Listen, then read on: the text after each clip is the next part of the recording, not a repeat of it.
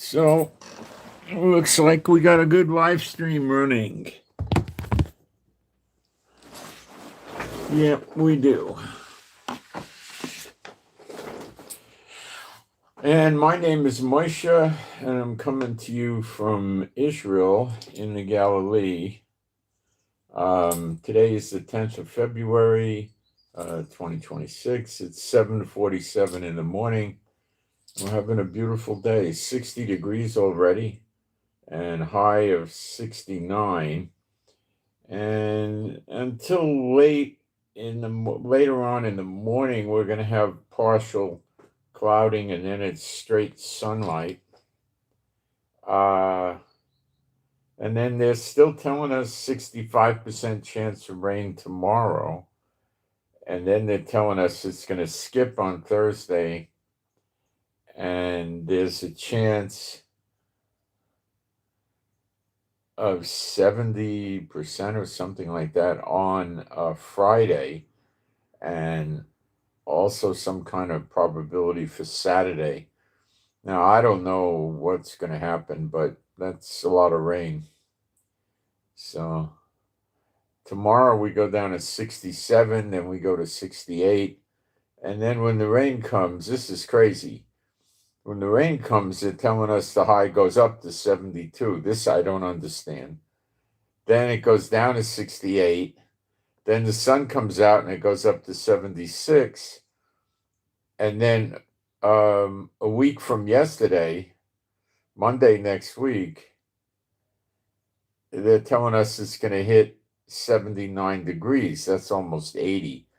That's borderline summer. So it looks like, except for some rain, we're coming out of the winter around mid-February, which is what I've seen not, more than once in Israel.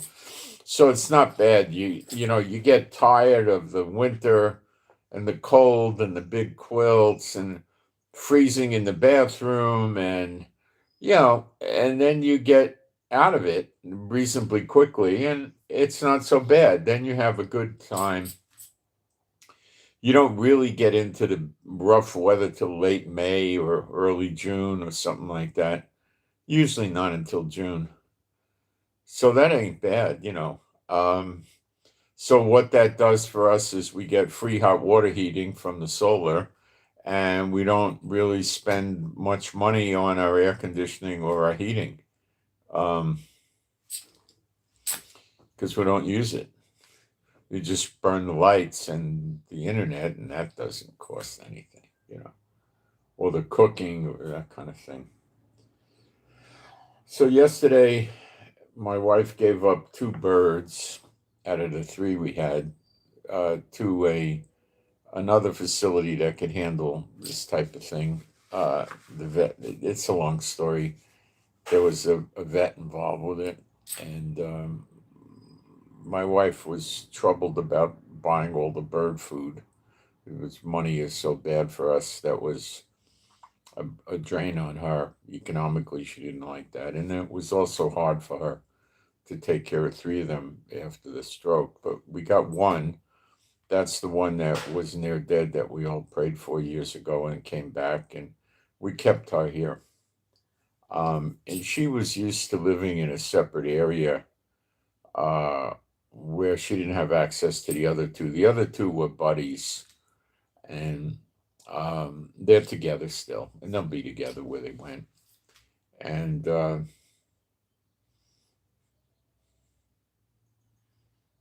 this one is the sweetie, and we'll keep her around, So that's what you get when less than 1% of the people believe in, in offerings. Okay.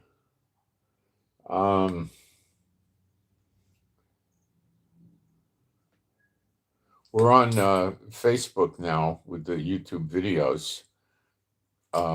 Somebody's helping me with that, and it's growing pretty nice. So we'll see how that goes. We picked up approaching 2,000 new, what they call subscribers, followers. So we're growing. That's by a lot.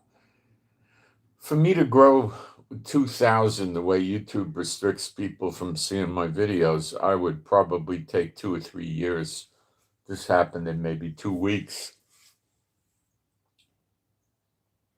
So that's an interesting thing. It's the same exact videos you see here on YouTube. There's no difference. Okay.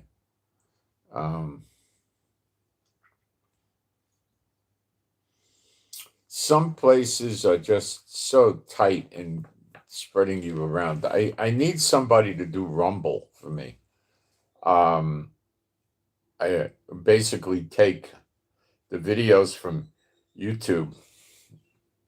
They start as a live stream, they convert to a video, and then post them up on a Rumble account. You can have your own account. You don't need my account. And we'll see what that does. TikTok, I don't know if that's worth it. TikTok seems to be dedicated to shorts. And as far as I could tell, I don't think we can get a big video up there, or maybe we can, but I don't think so. Instagram is another thing. If anybody has any ideas for TikTok and for Instagram, let me know. But I think those are very short duration things. And if anybody has any other ideas for social media that might work, let me know. So we got, I need it to be like, free to get an account. I don't want to, if it's a few dollars, I don't care. But so we got, I just want to keep it growing, get more people into the true gospel. Okay, so we got it going nicely now with Facebook, and then I want to get into Rumble. Now we are on Telegram, and it's actually coming back. Telegram at its peak was high 60s, under 700, I think. I can't remember. Maybe it hit 690 or something. It's now in the, I think, 570s. A few of the people are coming back. When I started talking ill about Trump, that was it. They were running out the door, And that's unfortunate. I don't want to lead people astray and make them think Trump's a groovy dude, He's anything but, So that what Telegram is good for is not getting new people. What Telegram is good for is putting a media up for your people from other media, and that's what it's used for. People on YouTube that want more news can come to Telegram. Of course, it's free, and you got to get the app though, and it's anonymous. Well, it's encrypted, so it doesn't wind up getting posted in Google or anywhere else. So, it's just it doesn't bring new people and it helps people. If any of you want to use the Telegram for free, I need to give you an invite link, and I don't like to post it up here. So I'll give you the invite link, and I got a good reason, and I can tell you why if you write me. And I'll just email you back the invite link. So all you got to do is send me an email blank in the subject header, write something like Telegram link, and that's all you got to do. And I'll just send it back to any and all of you. I don't screen it. Remember, it's completely free. The app is free. That's free. There's no ads on there. I don't see any ads. I don't do any ads. Nothing like that. It's all free. It's just a free service. Okay. I'm also on Twitter, and I don't know. Very few people watch my Twitter stuff. Twitter with Elon Musk is very, very tight on helping you grow. They don't want to help you grow. Okay. They want to get you to pay them money for any and all exposures. So again, it's again free. The app is free. It's a public service. And it's basically, people that have, I don't know, I get about 100 views of video. I just put the videos up there. And I have subscribed to other channels many years ago, and they post, and those posts display on the channel. Maybe I should just take those off. I keep thinking, I don't know, I may one day sit there and do that. Um, but I don't know if that's helping me get people. I really don't know. Okay. Instagram, I don't have a clue how that would help. I don't know. I don't have a clue. I'm not sure how it would work. And TikTok, I'm reasonably sure the same thing. It just has to be done very short. And the type of work that we do here doesn't lend itself to 10 minutes or less.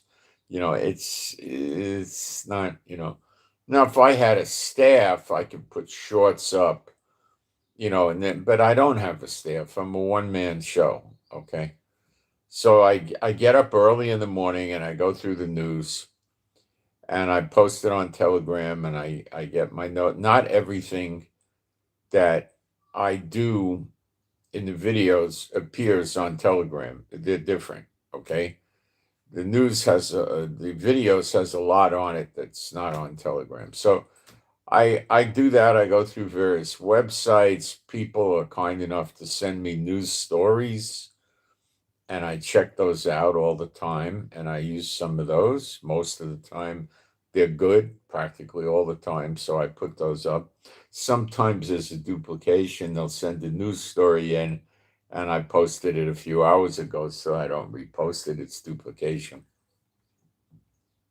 Sometimes I get a news story and I go to it, and it tells me the content is blocked in your country. They don't like Israel, so I can't post it. You know, it doesn't post. I can't get to it. So that has to be just discarded. There's nothing I could do about that. I mean, I could start getting proxies, but I'm not going to do that. If they don't want to post, I don't want to take it. That's all. I can play ball. I don't have to be, sitting there and figuring out how to go around them. Um, and then I have an extensive amount of, you know, I don't know what people I follow in Telegram that, you know, at various channels, and I get a lot of information that way. And then I got YouTube. So not a whole lot of stuff escapes me, and I do a lot of research with with AI, artificial intelligence AI, and I have three of them. So I have more actually that I could use, but I have three apps, and I go through. Usually, if I got doubts, I try two because they can make a mistake, and if two are right, usually if they agree, it's usually correct. Once in a blue moon, I'll try three, but you usually don't need to run three. And two I pay for, but they're pretty cheap, and one is free. And that's how I run with it. You can use hundreds of AI programs. There must be 200. You can go to aggregator sites, and you can use a lot of them for free, but they just let you like use it once or twice a day or something. It's not that productive. You know. Um, so I check a lot of this stuff out. Like there was somebody saying yesterday that China's pulling all their money out of all the U.S. banks, like bonds and all of that stuff. So I ran a deep check on that, and that's an untrue statement. Okay, they're slowly but surely doing it. They've been doing it for years. Nah, it's not true. And I get this all the time. People say stuff on YouTube, on Telegram, on websites, and I say, gee, this doesn't look good. And I check it out, and it's false. And YouTube videos, oh my gosh, they're loaded with falsehoods. All of the social media is Telegram, they all are. So I'm going to go into the live stream now and see what's cooking over there and make sure we're going to do spiritual warfare too. So I'm going to go into the live stream now and see what's cooking over there. make sure we're going to do spiritual warfare too. Let's see if I can see what's going on here. No, it's just people are just greeting. Let's see if I can see what's going on here. If somebody's taking your comments down, then you're making nasty comments, or you're hitting my word filter and you're using bad words that block it from going up. So if the post appears and then later it goes down, that's a moderator taking it down, which means you're putting bad stuff up. If it never really gets put up, that means you're hitting the word filter. 99.5% of the people that hit the word filter are writing anti-Jewish, anti-Semitic, anti-Israel stuff. 99.5% of the time. Okay?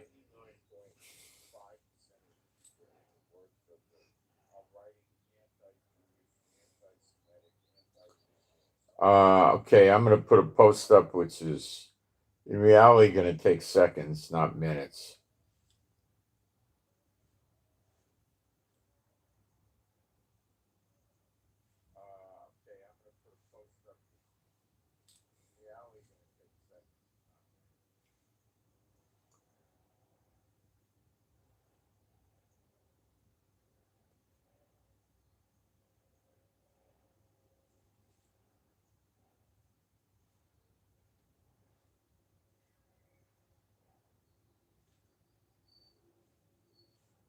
All right, I'm done. Let me just proof it. Make sure I don't have typos.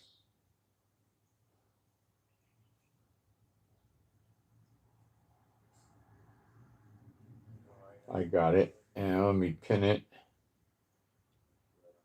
And let's see, we got a comment. No, I'm not writing that, my friend. Okay, well, if you tell me if it's that you're writing a post and it doesn't ever appear, that's one thing. If you're writing a post and it appears and then it gets taken down, I can maybe enter into that and see what's going on. Okay? So I need to know one or the other, or I don't know where to try to help out. If they're taking it down, I'll explain to you why they're taking it down and how to rewrite it so they won't take it down. Okay? All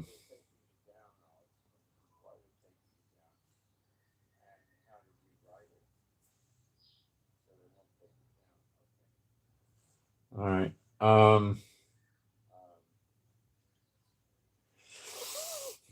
Okay, being a Bible-believing site, Old and New Testament, I'm going to do some praise, which you could join in with.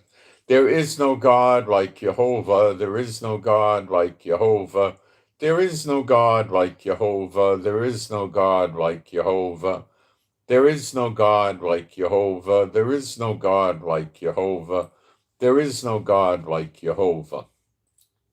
There is no Messiah like Yeshua. There is no Messiah like Yeshua. There is no Messiah like Yeshua. There is no Messiah like Yeshua. There is no Messiah like Yeshua. There is no Messiah like Yeshua. There is no Messiah like Yeshua. Okay. So, where do we start? I'm looking at the sun glaring in my eyes. And my wife, about 2 hours ago, was telling me that her weather channel said we're going to have rain today. And I'm looking at this. I mean, the sun is just blasting out there, you know? You can't. Did she really read that? Oh, yeah, she did. But I don't know. The weather reports here are kind of not so good. I don't know why. Okay. So, why would Netanyahu want to attack Iran? Yeah. Well, I'll give you some background and, not a lot because I don't want to dwell on it. Many of you that have been following me know all these things. Netanyahu has 3 open criminal cases for corruption. They're in court, they're in process of the court. Netanyahu very, very repeatedly tells the court that he cannot appear or stay there or testify because he has emergency as prime minister and he has to deal with the wars. Although we don't have any wars going right now, do we? But I mean, we do. We're attacking Lebanon daily. We're attacking Gaza just about daily. We're protecting the Druze in Syria, but that's not really all the time.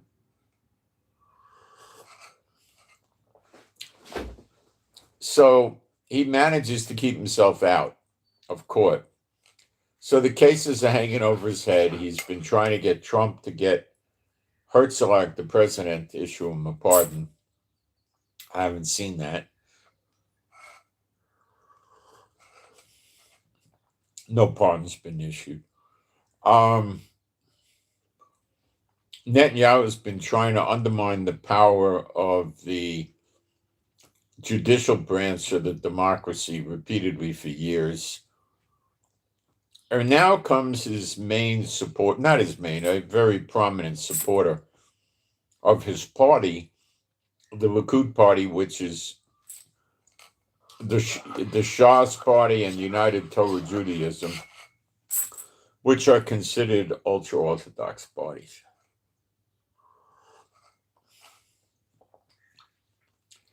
Combined, they hover at around 15 seats in the Knesset, which is 120 seats. It's a single house Congress. You can have a single house and a double house. It doesn't really, it's still a democracy. But Israel doesn't have a constitution, so I don't know how much of a democracy, is that a requirement? I don't know.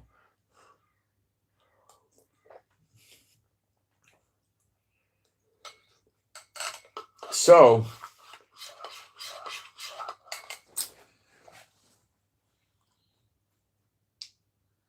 it appears to me that Netanyahu's trying to throw us into another war because they're talking about new elections. What is a new election? An early election. An early election is a vote of no confidence. The regular scheduled election for Netanyahu is late October of this year. Okay? It's way too early to predict anything about that. Okay?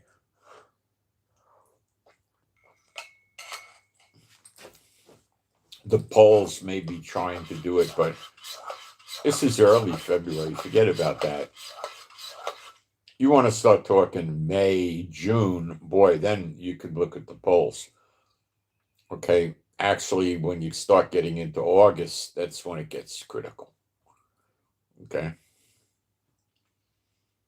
People in Israel, for whatever reason,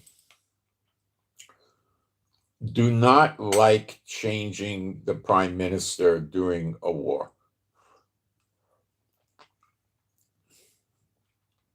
They think it portrays weakness to the Muslim terrorist states, and they don't do it during a war, okay?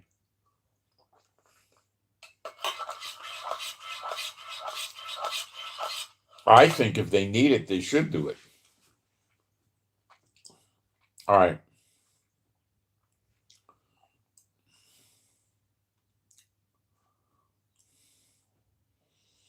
So what Netanyahu has to do is not a lot. If it was a year and a half ago and they had several years to go on Netanyahu's term, they might be more prone to do an early election. But it's not going to take much to get him to convince the Israelis not to do an early election. Now, the scheduled election has to go off, okay? There's no getting around that.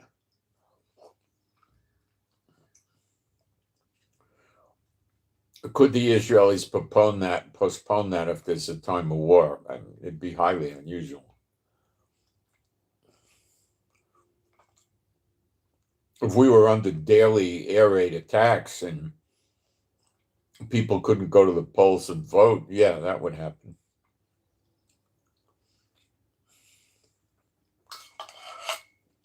They might postpone it week by week or something. All right, so he needs a war. Now, because the Israeli public is going after him so hard on getting an independent assessment of what happened October 7th, which could lead to criminal prosecutions for many people in Netanyahu's regime, not just Netanyahu. He fights that tooth and nail. And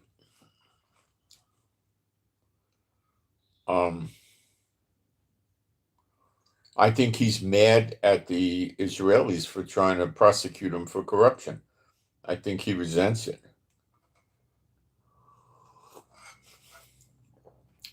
Now, on the dark side, this is my opinion, that he is sick enough in the head to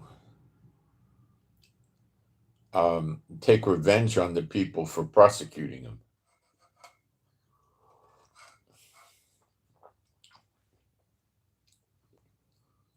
I have not heard Netanyahu come out in this bad economy in Israel or talk about it, his steps he's going to take to improve the economy. No.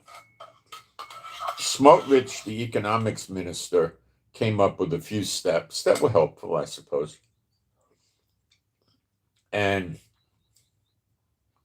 I didn't hear Netanyahu say anything about him. He didn't fight against them.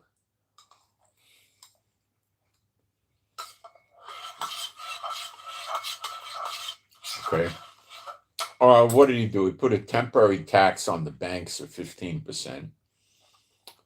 He temporarily raised a VAT exemption level on importing goods from other countries from $75 to $150. Smotrich said he found out that the supermarkets in Israel raised prices during the war from October 7th to date. Well, this was probably done in December or something. 20% for no reason other than they could, and they were blaming it on the war. But it wasn't the war. It was just them getting together and doing price fixing and bleeding the public. These are your Satan bots in action.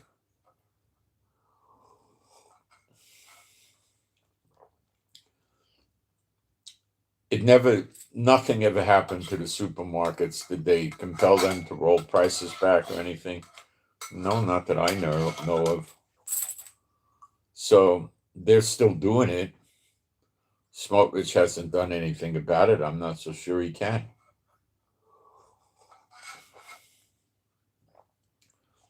I'm sure they lobbied Netanyahu and the Likud party to get Smotrich off their back, and that was that. So you got to be a moron to think that Netanyahu's a friend of the people. Okay? I mean, how?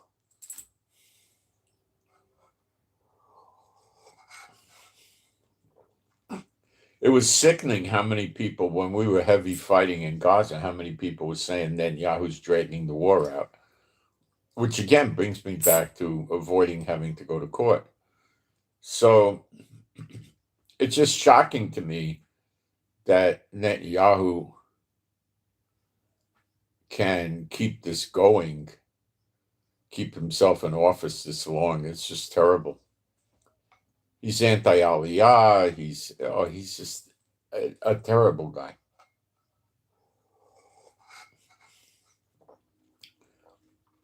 I never heard one word come out of this bum's mouth since he's been in this term of office about doing anything to bring down housing prices, which are insane.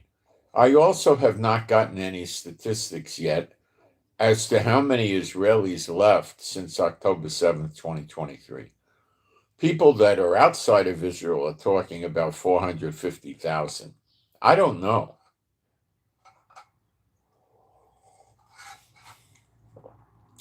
If I'm going to guess, I'm going to say 250,000 to 500,000. He doesn't want those numbers going out.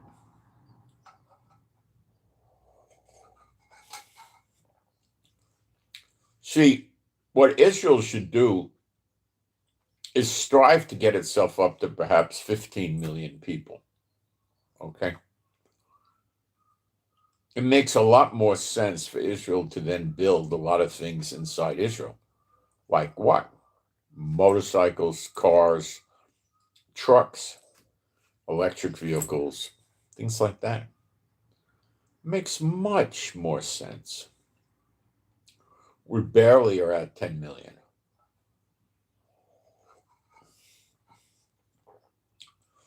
With the technology that we could generate with AI and everything else, we should be doing that.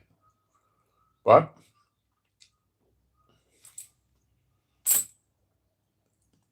America might have told Trump, don't do it. Or other countries, I don't know, may have told Netanyahu, and he listens.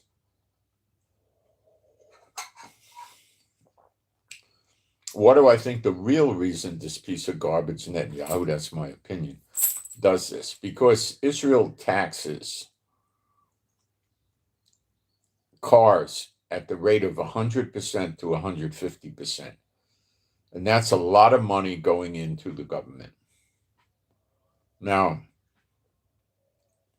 in general, as a general statement of corrupt countries around the world, the more money the government can put into its coffers, the more money it gets to spend on projects.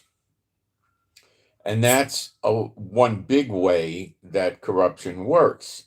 They hand out contracts to build a bridge, a phone system, an airport, anything. And then the kickbacks come in.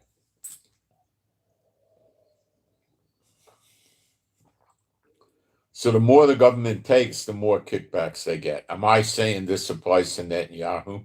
No, I'm saying this is generally the way things work in the world.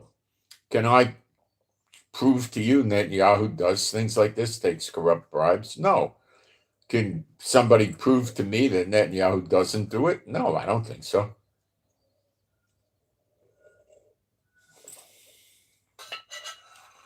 There's all kinds of rumors, but I'm not even going to quote those.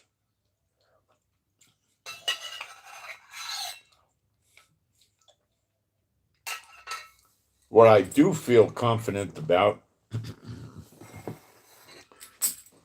is that he'll throw us into another war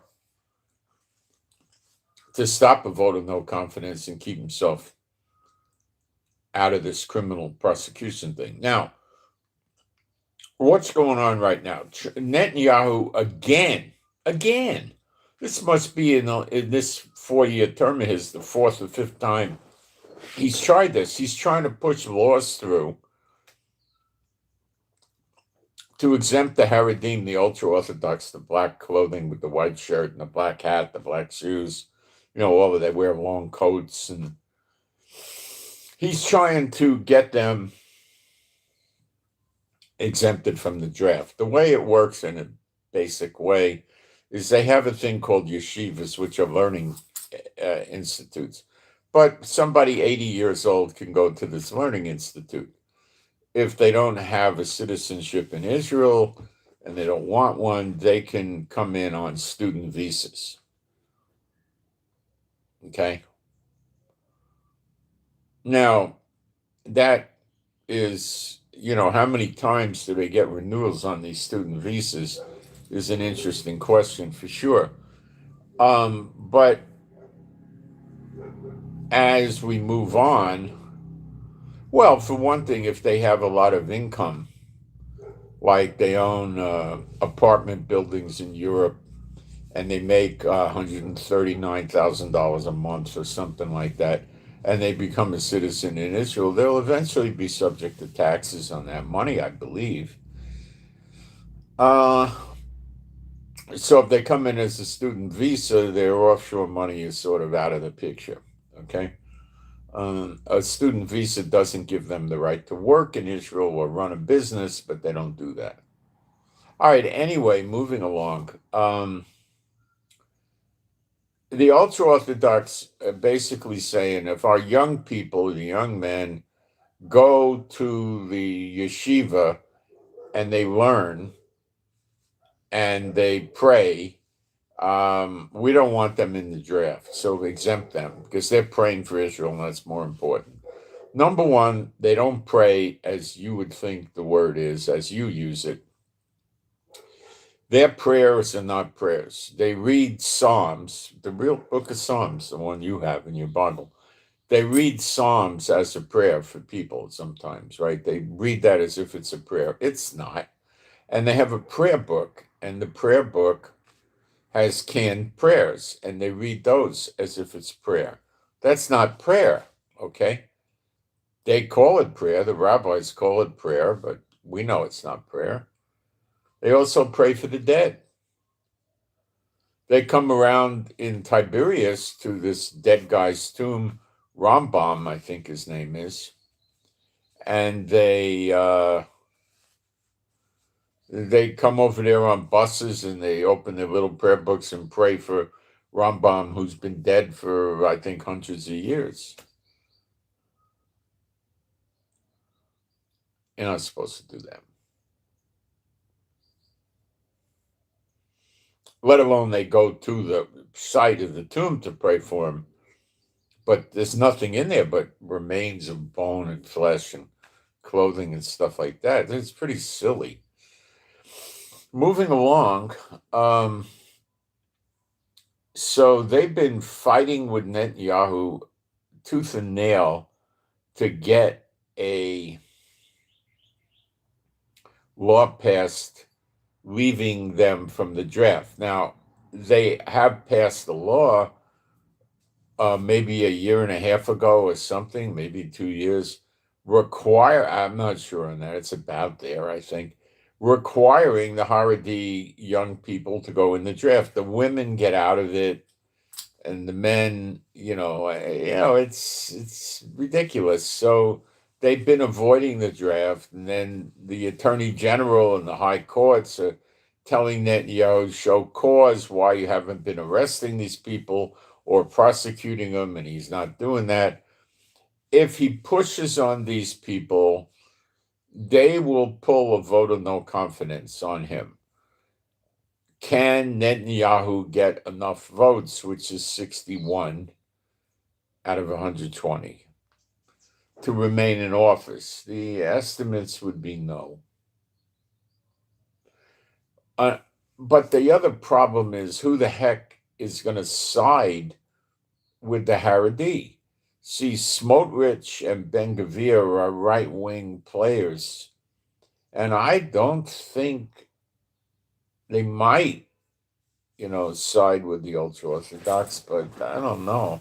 I haven't seen it yet, so I think there's resentment. And the other thing is Smotrich and Ben-Gvir are not in favor of giving the ultra-Orthodox a draft exemption. They just don't believe in it. So they don't have enough common ground to hook up with the ultra-Orthodox, in my opinion. They're what I would call Orthodox, but there's big, big, big difference between the ultra-Orthodox and the Orthodox. All right.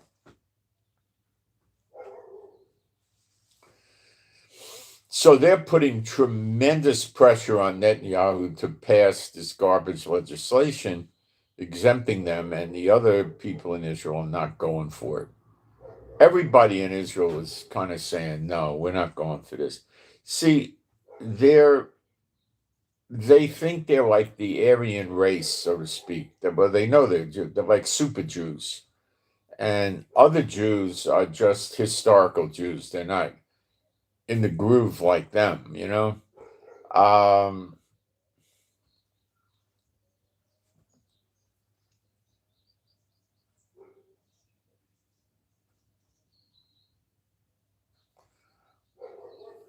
So if Netanyahu can't stop the law from passing, if the law passes, and it's kind of confusing. The law is passed to draft them. If this bill of theirs to get them off the hook fails, the implication is rather strong that they're going to go for a vote of no confidence to get rid of Netanyahu because he can't help them. And the only way that's going to work for them is to form a new coalition with other parties that are interested in helping them get what they want, which is more funding for them and no draft for them. Now, I don't believe Smotrich and Ben Gvir will do it, and they got about 15% of the vote also.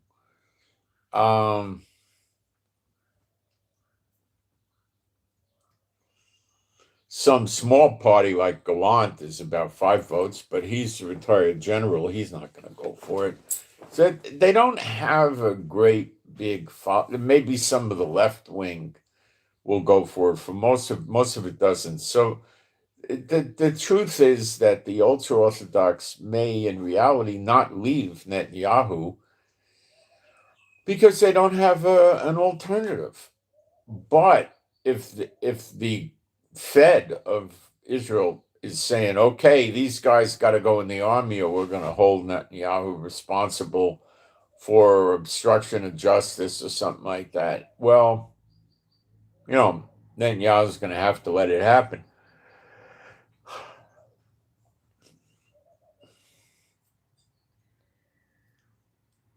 So what does that do? Well, what does it do?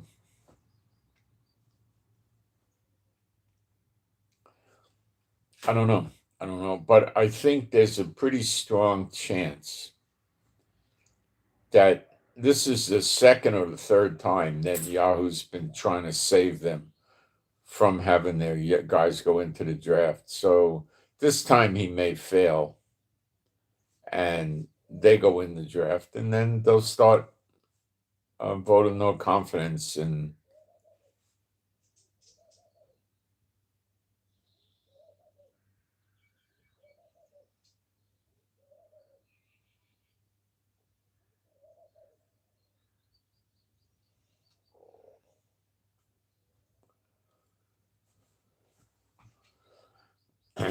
so Netanyahu starts a war,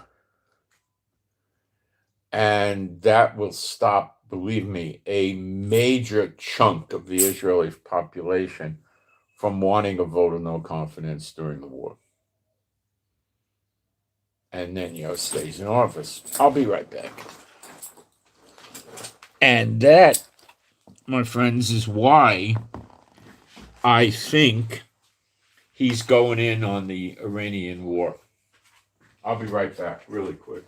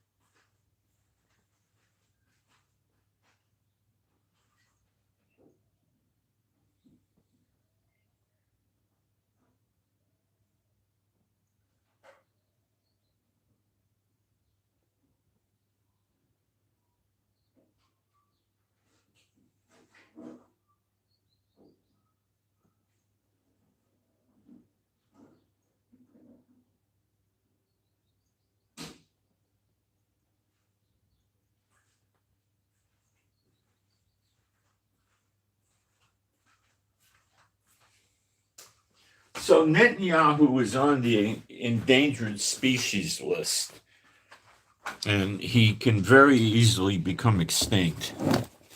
It won't take much.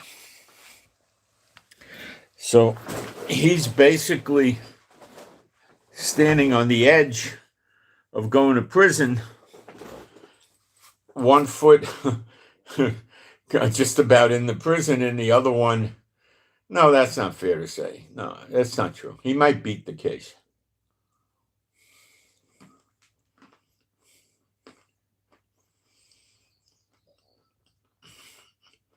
Naftali Bennett, who was prime minister against Netanyahu for about a year, before the war.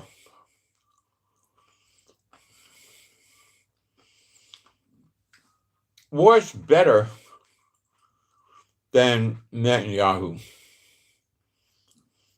but not in that many ways. And he was trying to build about 250,000 low-cost housing units. And that takes time and money, and it's hard to do. And he was working on it, but he got kicked out of office. He helped the people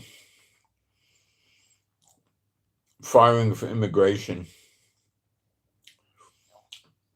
the so-called Christians, believers and stuff, and, different kinds of categories of people. And he cut back the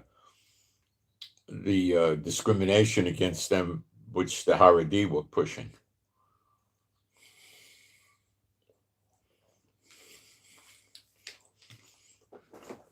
He didn't get rid of the exclusive lock on declaring food kosher that the Haredi got. Netanyahu gave them a law that said it's illegal for a rabbi who's not an ultra-Orthodox rabbi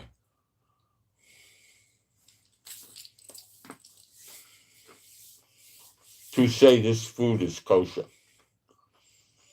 So is Netanyahu a monopolist? Absolutely. They don't have any Robertson Patman Acts and stuff like that here. No, he's a monopolist.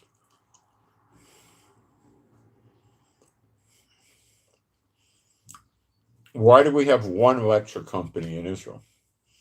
We used to have one phone company in Israel with cell phones that expanded, So we really don't have such an idyllic, situation here. Without Netanyahu, it'd get a lot better.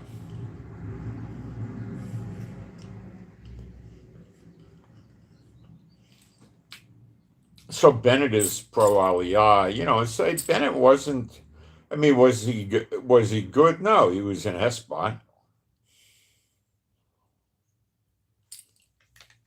Was he better than Netanyahu? Yeah. So we get notices, SMS ads from Bennett frequently. He's ready to go.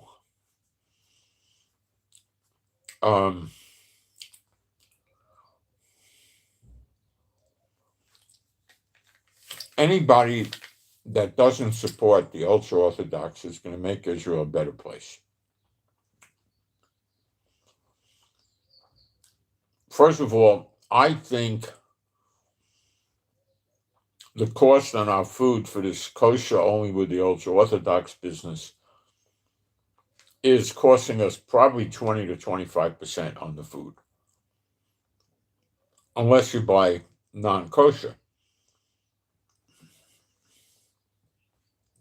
But they don't make it as cheap as they could, because they don't have to. They just have to make it a little cheaper than the ultra-Orthodox endorsed food. People live in Israel, okay? They lived here maybe since the 70s. And their kids are born here in the military. And then the daughter meets a guy, and she's 30 years old, and he's 33, and they're going to get married, right? Well, the only way you get married in Israel is through the ultra-Orthodox. The other liberal rabbis, Reform or whatever, can't conduct a wedding in Israel. They can't declare food kosher. It's very, very bad what Netanyahu did. So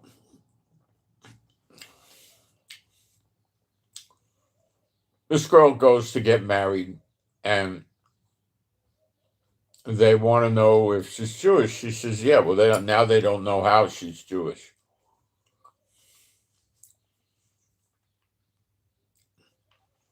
We have to have proof your mother's Jewish. How can your mother... Let me explain this to you. When you came into Israel in the early years, maybe not in the 70s, the 50s, even into the 60s, maybe, what people did is they made a declaration to Israel that they're Jewish. That's it. So do we have people here that were displaced from World War II, maybe other wars, that just went here and made a declaration that they were Jewish? Yeah. In a lot of countries, you couldn't really run around having synagogues, or there weren't that many and stuff like that. So they came into Israel. So the rabbis want to protect the bloodline, right? Or whatever they're doing. So what they tell the people is, you have to convert. So this girl whose grandparents lived in Israel, parents lived in Israel, and she lived in Israel. Let's say the parents and her were born in Israel. And they're telling her, well, we don't know, you're Jewish, you got to convert.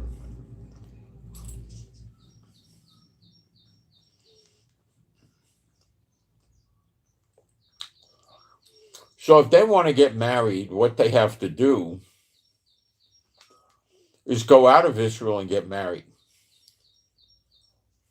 Now, can they come back to Israel and have a wedding celebration? Of course, there's no control on that. So they go to Cyprus or wherever they want to go, get a marriage through a rabbi there, or the government, whatever they call them. Governments have offices. They'll do a wedding or something like that. You could get a captain of a ship to do it. And then what?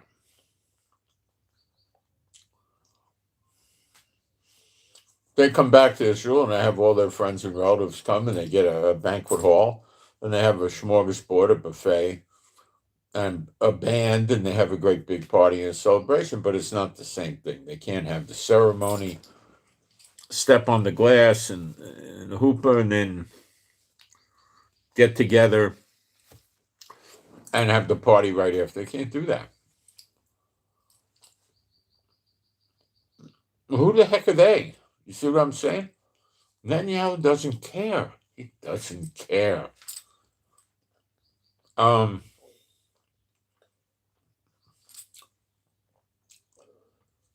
They got involved with adopting children, similar that way.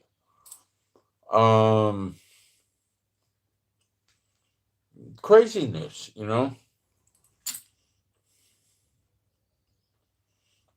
Now, I'm going to take this a step further. This is my opinion.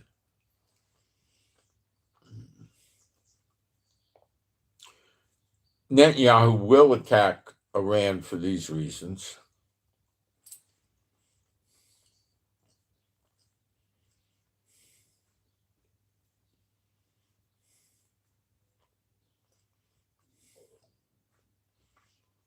And this was the plan all along.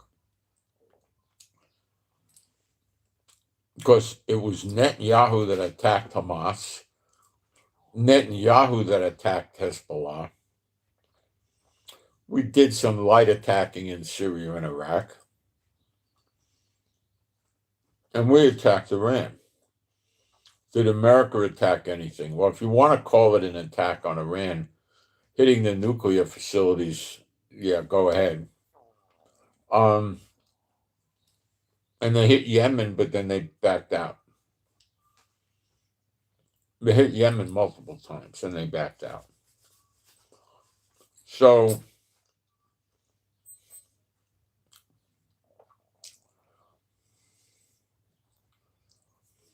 we got a repeat of what happened in June with the 12-day war. Israel took tremendous damage. $53 billion of claims to damage to the government. That wouldn't include government buildings that got hit, like military bases and things like that. I don't think. Maybe I'm wrong. So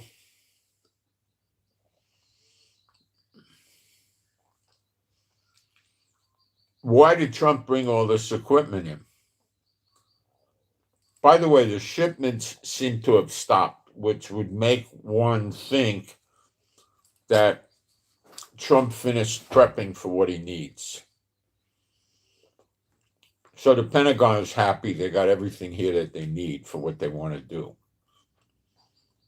The aircraft carrier Bush is still floating around someplace. We don't know what's up with that one. People talk about a third aircraft carrier, but beats me what the name of that aircraft carrier is. I don't know.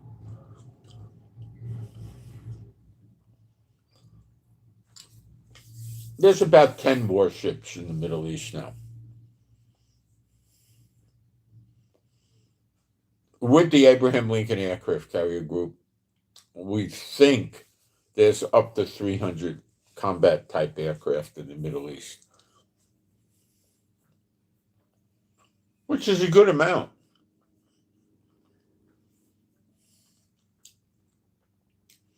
How many submarines we have in the area that could launch missiles from under the surface? I don't know. I would guess at least 2, but maybe they got 8. I have no idea. I don't know. You got me on that one, and nobody seems to know. And why should America reveal their military secrets? What for? They shouldn't.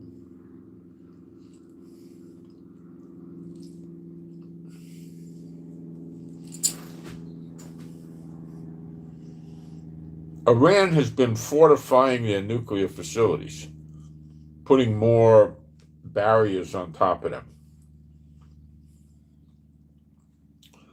There's a lot of reports that Iran is moving a lot of money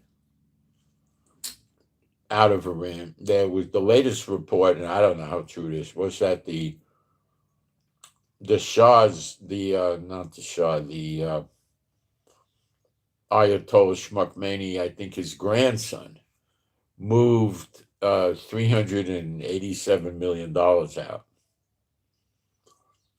They say that Ayatollah Shmukhmani got 25 billion. Well, he probably has a few billion anyway.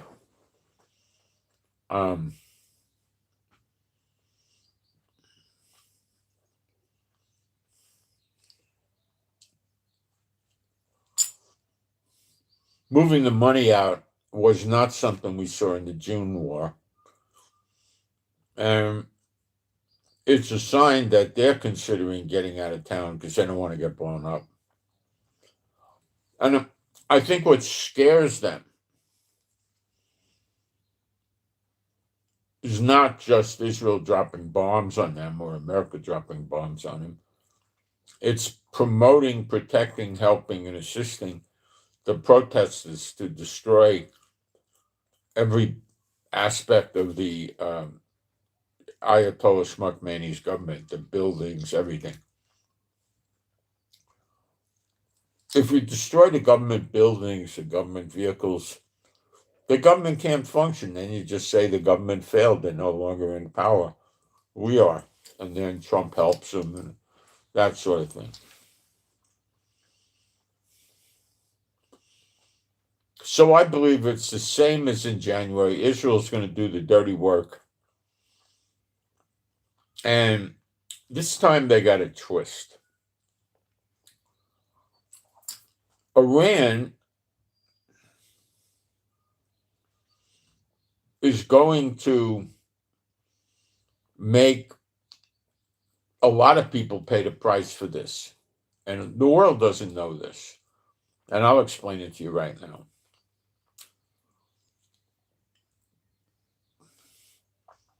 One price player is going to be the United States. 20 military bases in the region that Iran could probably hit 18 or 19 of them or something like that. Maybe all.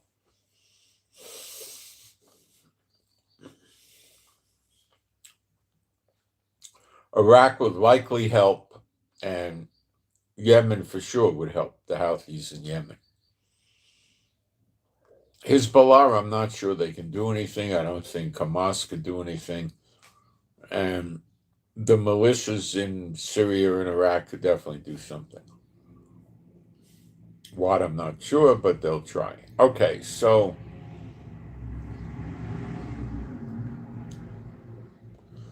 Iran's saying anything happens to us from Israel, America, or the cow that jumped over the moon basically comes and attacks us, with a poop bomb, we're attacking American bases in Israel. That's what they're saying. The boogeyman, Count Dracula, and Frankenstein come here and attack us. We're getting Israel and the American bases. Okay, that's their attitude. We're not going to dig into this. We're just going to go. Okay. Then they also were talking about hitting the countries that have the bases of America in them, which would mean knock out the oil refineries and the ports and piers that are used to offload the oil and get it out in ships. You can't take oil and fly it in planes. The weight would be incredible.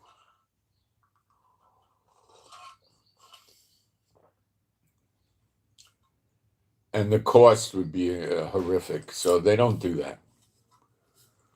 Okay, so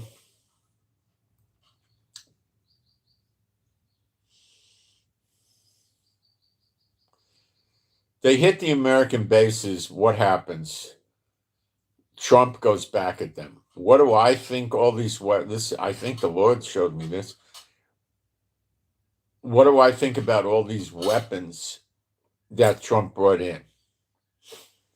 Well, I'll give you some breakdown. THAADs and Patriots are being given to Kuwait, Bahrain, Qatar, UAE, Oman, maybe not. Definitely Jordan and Saudi Arabia. Israel has plenty. Maybe they gave Israel more. I don't know.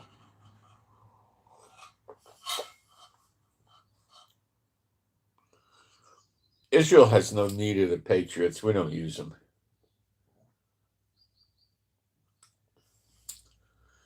Do we use the THAAD? Yeah. Did the THAAD stop the Iranian missiles back in June? They did not. The Iranians got 17% of their missiles through. We were using Iron Dome, tons of them. David Sling, Arrow 2, and THAAD, 4. Plus, Jordan was trying to shoot him down. And, ships were trying to shoot him down. Okay, American ships and Israeli ships. All right? 17% got through. Now, the 7 or 8 months since then, what happened? Well, what happened? Israel likely improved their defense and offense. Why wouldn't we think that? I think that's logical and real. And so did Iran.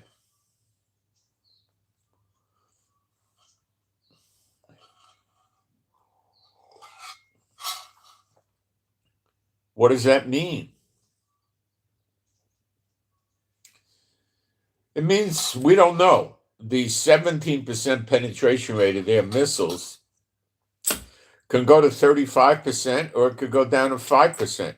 It ain't going to zero. I don't think you're going to get zero, but it may get down very low to 2, 3, 4, 5%. Now, why would I say that? Because Israel is now introducing the Iron Beam, which is the laser takedown system. I do not know how many they have. Do the Israelis themselves know? Some of them are getting information. I've had Israelis over the year tell me they got secret information. This is going to happen. That's going to happen from people in the military. They're like children. They don't got secret information. And what happens? It never comes to pass. So could they be down as low as 2 or 3 iron beams? Yeah, but it may be higher than that. I don't know. What if we got 25? Now, the more powerful iron beams could take down hypersonic ballistic missiles. And these suckers don't get reloaded with missiles, with cranes, and none of that. Okay, you don't pick up a missile in your hand and load it in the launcher. If you're on a Navy ship and there's an F-18 and he's got missile pods under the wings with 2 3/4 inch rockets, can you pick those up and carry them and put them in? Probably 2 guys put them in. Yeah, you can do that. Can you pick up a 500-pound bomb? No.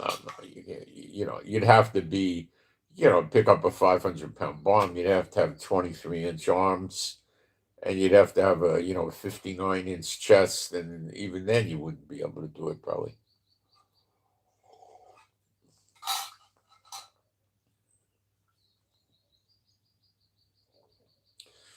It's very difficult to move those heavy bombs and missiles and rockets. Okay, so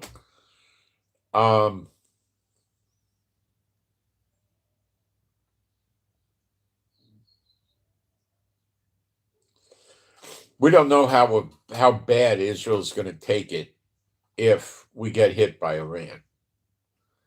Iran doesn't really know how bad they're going to take it, but I will tell you this. If you build a missile facility or any other kind of facility in the side of a mountain under 200 or 300 feet of solid rock, you could drop those 30-pound bunker buster bombs all day long. You're eventually going to get through, but it might take 3, 4, 5. I don't know. I imagine by the time you hit 5, it would get through, but maybe not. I don't know. It's what they call a priori, before experience. We never saw what would happen. We will soon, I think.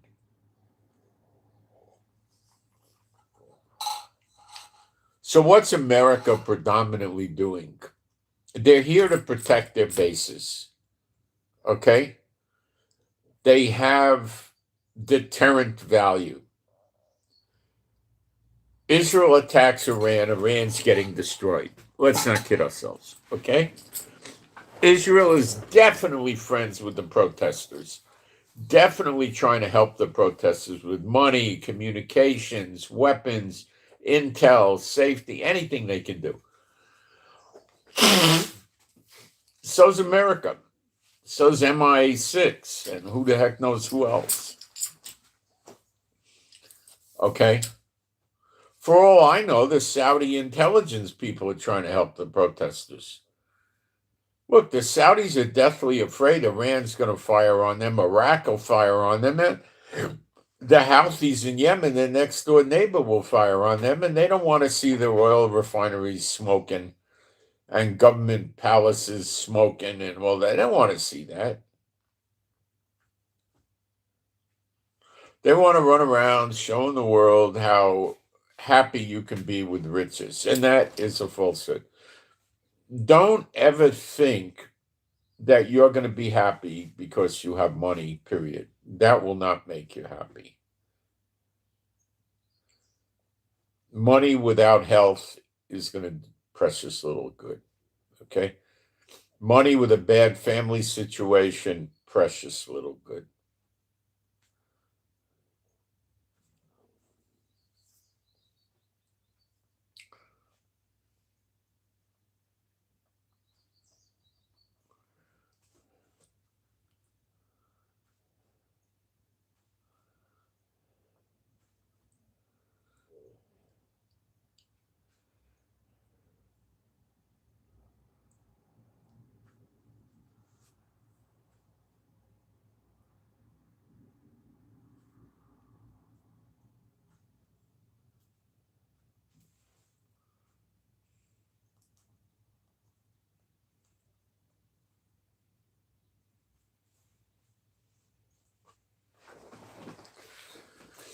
All right, so you're not going to get anywhere just with money. You got to learn that, okay? And money can turn around and be a pain in the neck. People try to sue rich people all the time.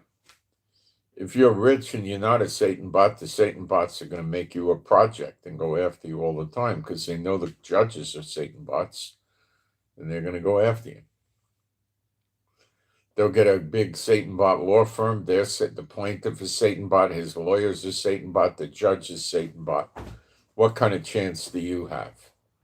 Tell me. All right. So they want to keep all the believers that love Jehovah and love Yeshua poor. So who gets in Zechariah 12? Who does the Lord raise up? And in Malachi 3 and 4, you'd see it there too. Who? The poor, the downtrodden, the busted up, the ones on welfare, the ones that got canes, walkers, bent over, bad hearing, bad vision, bad bones, bad this, bad that, and old. And that's who he's going to turn around. That's what the scripture says. What about the others? The 2/3, you mean, as in Zechariah 13, verse 8 and 9, that get cut off, and the 1/3 get raised up? Well, the 1/3 are the old, weak, busted out, poor people, and they don't stay that way. They get everlasting life. That's right there in Zechariah 12:10, which is Old Testament, but they don't teach it that I know about. Maybe they do, I don't know. But, it's also John 6:40. When you see him, if you're a believer, you see him, you'll have everlasting life.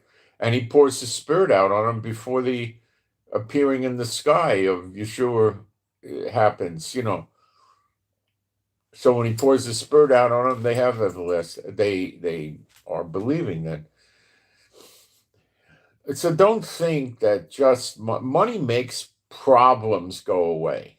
Like, having a car makes problems go away. Like what? You don't have to wait in the street in the rain and the snow to get on the bus. Okay? That's some problem solver. Okay, having money in the bank, you don't have to worry about the rent, or you can go buy yourself a house if you got enough. And then there is no rent. Okay? Most of you don't know from living with all your bills paid down the road. So in other words, you're sitting there, you're looking, gee, I could go 5 years like this, or 12 years, See, the Lord, for some of you, I'm not going to say this for all of you, but he did it, I don't want to, let's see, can I say that? He did it with me. He wants me dependent on him. Okay, and I'm sure he did it to others. So when you got, 500,000 in the bank, which is nothing, let's say 5 million or 10 million is getting more like it. Generational wealth is probably 100 million, When you got that kind of money,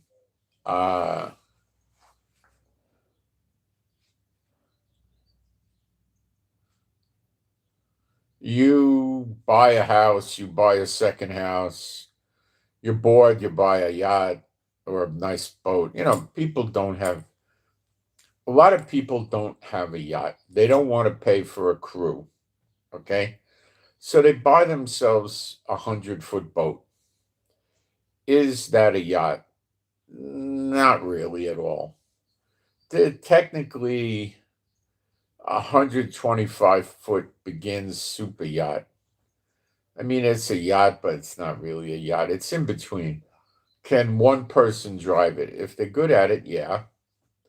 Can you take it out with your family if you know what you're doing? Yeah, you can do all that. But what you can also do is, instead of hiring a big crew, you hire a guy, okay?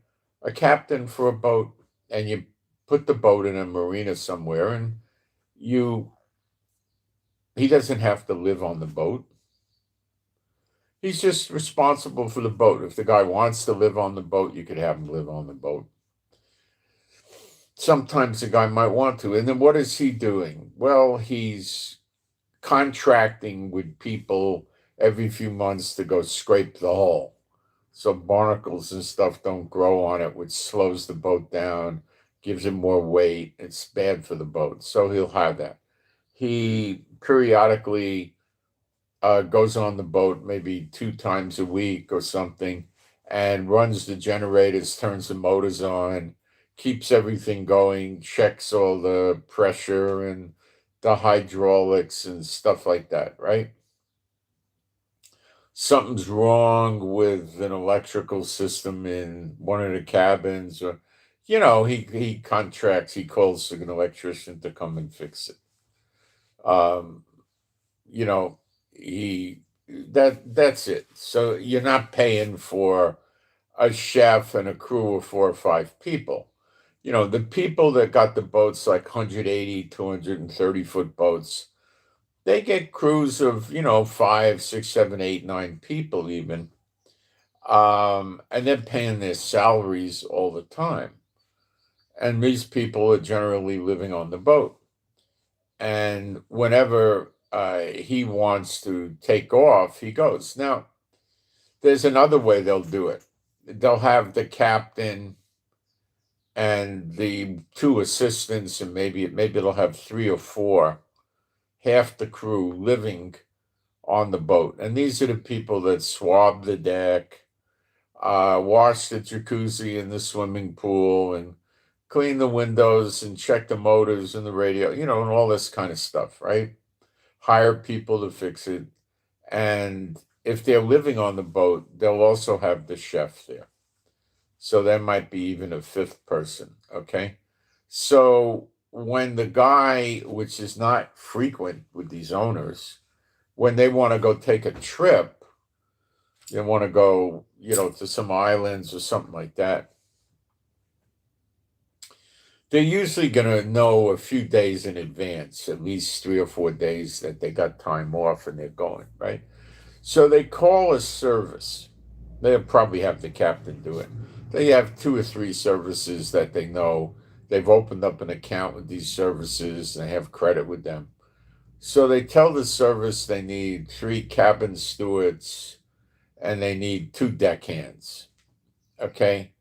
So they send them. They have people waiting to go and they send those people to them.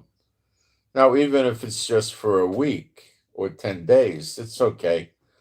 People will still go. They'll have to pay their fare.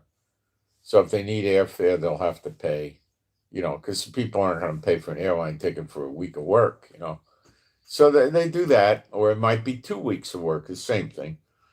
And they go there and they do the job and they get paid and then they leave. They got a plane ticket back, okay? So they'll do something like that, right? But when you're talking about a 220-foot boat, that's a super yacht. Okay, that's the real McCoy. And then you got to go look at people with 300 and 400-foot boats. Now you're talking 20, 25 people on the boat. But these people are so rich that they'll keep a big crew on the boat all the time, even if the boat's not going anywhere. But there's a certain amount of people they're not going to keep, okay? When they go to cruise, they're probably going to keep 2 chefs, if not 3, because there's a lot of these people on the boat, and some of them are going to want to eat at 1 o'clock in the morning, okay? Others are going to want to wake up at 5 and eat, so they're going to have round-the-clock cooks. And some of the cooks are better cooks than others, so they probably have 3, maybe 2, but more than 1, okay? And they need a cook to just be cooking for the crew. So you're probably going to have about 3 people running the kitchen, and it's going to be a big kitchen with walk-in freezers, right? And, you're going to have a major, massive crew, and they're living on the boat, a lot of them. If the guy knows he's not going anywhere for 6 months and he doesn't want to charter the boat out, which a lot of people don't want to do. They don't want strangers sleeping in their beds, sitting on their sofa, using their toilets. They don't want that, right? So they don't rent it out. They don't have to. And the guy knows he's not going to touch the boat for 3 or 4 months. What does he do? He keeps a small crew around on the boat to do the servicing and the maintenance, maybe 4 people. And that's it, you know. And they might not even have a chef. They might just, the guys cook for themselves. He pays for the food, or they maybe he gives them a food allowance, and they order food, or they go out to eat. I don't know. Then when he wants to go out, they hire the non-essential people, which are what? Deckhands, pull the ropes in, wash the deck, wash the windows, help things go off and on the boat. So in a big 220, you got to have about 4 deckhands. Okay?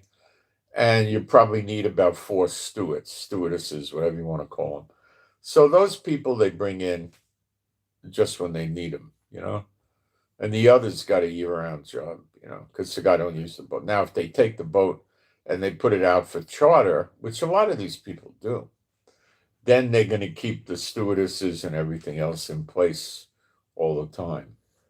So sometimes they got, in between charters and in between the owners using the boat, they got 2-3 weeks of nothing. So some of them will just hang around on the boat, and they try to keep them busy working to maintain the boat and clean everything. And some others may take a week or 2 off to go visit. And anyway, I digress. So Netanyahu, under his current posture, it does not look like he's going to pass this draft law. There's too much opposition in Israel. Now, the Haredi, the ultra-Orthodox, have threatened to leave Israel. I don't think any of these people in Israel really care if they leave Israel. If they leave, where are they going to go? The most likely place, based on the Bible, would be for them to return to Egypt. Why? Sisi would tell them, "Come in, it's okay." They got money. They'd set up their own neighborhood someplace, and they'd have their own police patrols. Sisi would work it out for them. All he's got to do is slice off 200 cops to work their neighborhood, like a Mayor Sharim or something like that, right? And they could go there by bus. Do I think this is going to happen? Not so quick. No, I don't think you'll see this. I don't think so. What you're gonna see is them, as soon as they realize Netanyahu can't get them off the hook on the draft, they're going to go for a vote of no confidence if they could find another coalition that's going to fund or support them in their legislation to keep their young men out of the draft. If they can't find that, then they're going to stay with Netanyahu, because they're just going to threaten Netanyahu endlessly, and he'll keep trying, or at least going through the motions.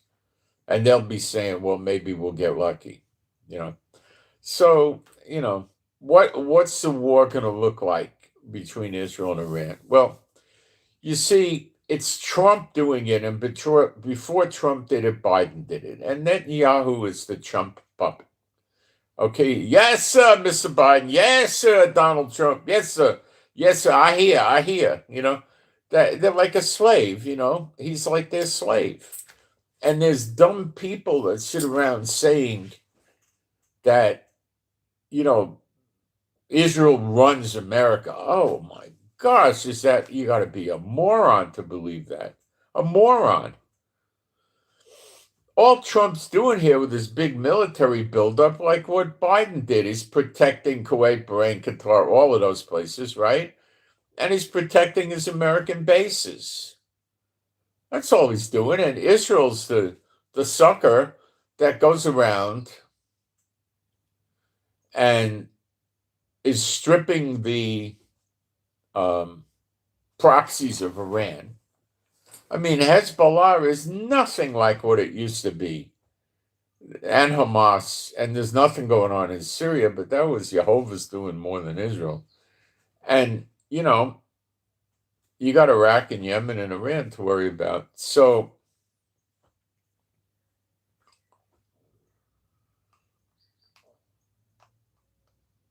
if Iran starts attacking the American bases, Trump will go to war. How far he'll go, I'll tell you what he'll do. First, immediately, he'll try to defend the American bases, which is likely a first retort from Iran. Hitting Israel would be first, rather. Then it would come to hitting the American bases. Attacking the oil refineries would be a down the road thing. And there's a way they could accomplish something like that without even doing it.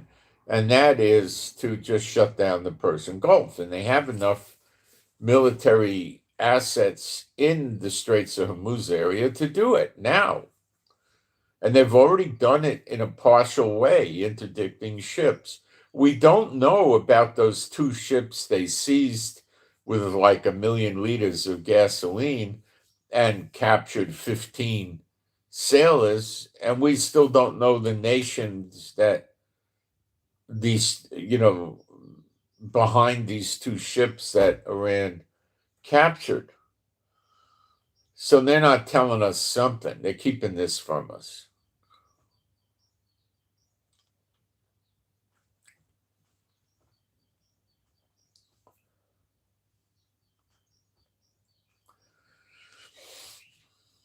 So they're going to fire missiles, and if the missiles get in, they're going to hit Tel Aviv, maybe Jerusalem, Netanya, Nahariya, I don't know where they're going to hit. They try to hit bases and large cities. Going back to June, their missiles were not accurate to within 5, 10, 15, not even 100 meters. It was worse. So they're going to hit by mistake structures they didn't want to hit. And they don't care about hitting population centers. They don't care. Russia evacuated their people that are working in the Iranian nuclear facilities that Trump would like to believe he blew up. So Russia evacuated them. That did not happen in the June war.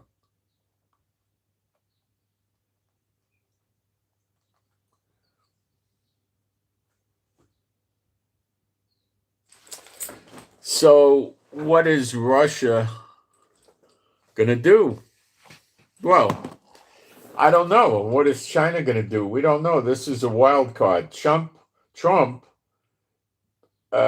pretty much thinks they're going to do not much of anything.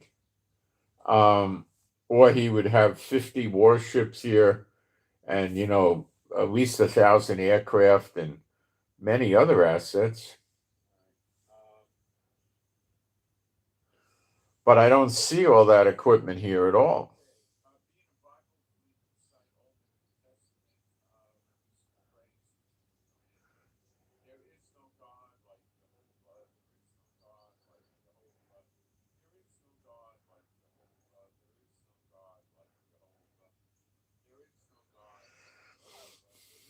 I'm just looking a minute at the chat and see if I have any questions that I need to answer, and I'm not seeing any.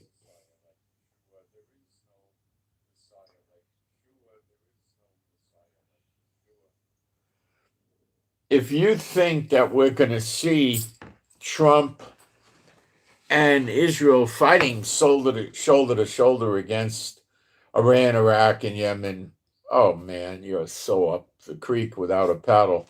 When has that ever happened since 1948? Never. Okay. Almost with Yemen, but not really, but close enough to maybe say almost. And what about in the June 12-day war against Iran? Well, what happened? Well, Trump went out and hit, 3 nuclear facilities with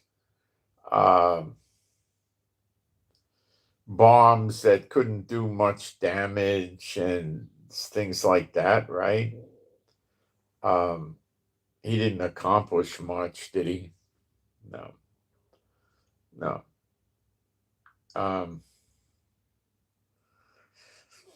So that was a very brief thing. And then what happened? Well,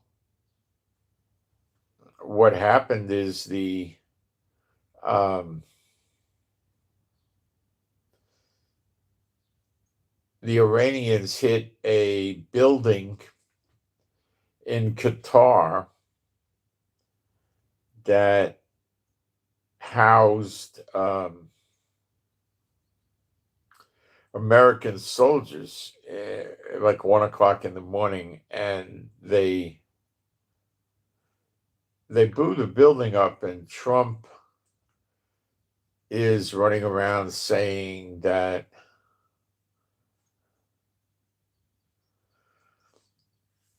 he made a deal with them and gave them permission to do it, or some ridiculous statement. After that happened, Trump punked out and stopped.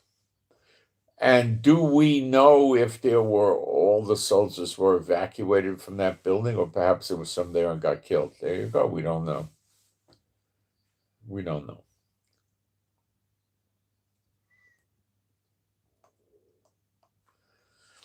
Is it likely to think that Iran will just pound Israel? Because if they just pound Israel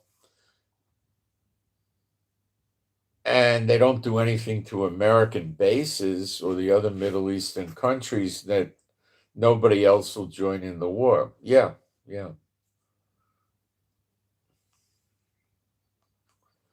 But I think Iran's going to take things too far. What I left off the table, which really belongs right smack dab in the middle of the table, is shutting the Persian Gulf.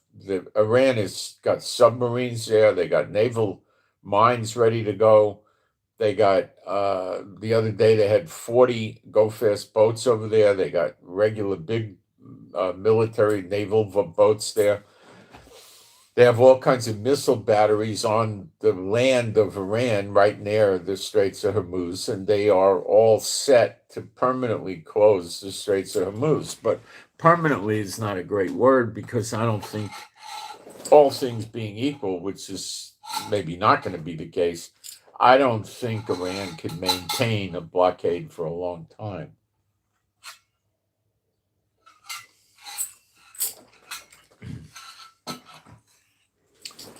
But they might get away with 2 or 3 months, and that'll cause oil prices to go wacko crazy, and economies of the world will go nuts.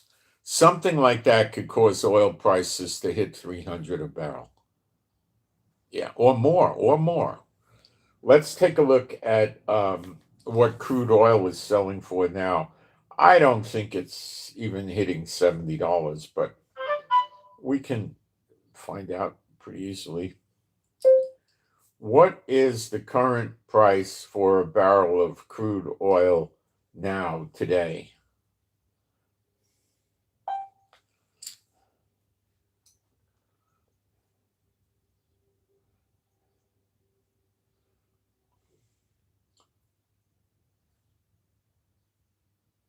I was pretty right. Brent, which is higher than the American, is 68 a barrel. And the American oil, the WTI, is 64 and change for a barrel. So it's, like I said, let's check gold and silver. To be honest with you, when it comes to that, I don't know where we're at, but we could find out rather easily. I'll go to a place called Kitco, KITCO.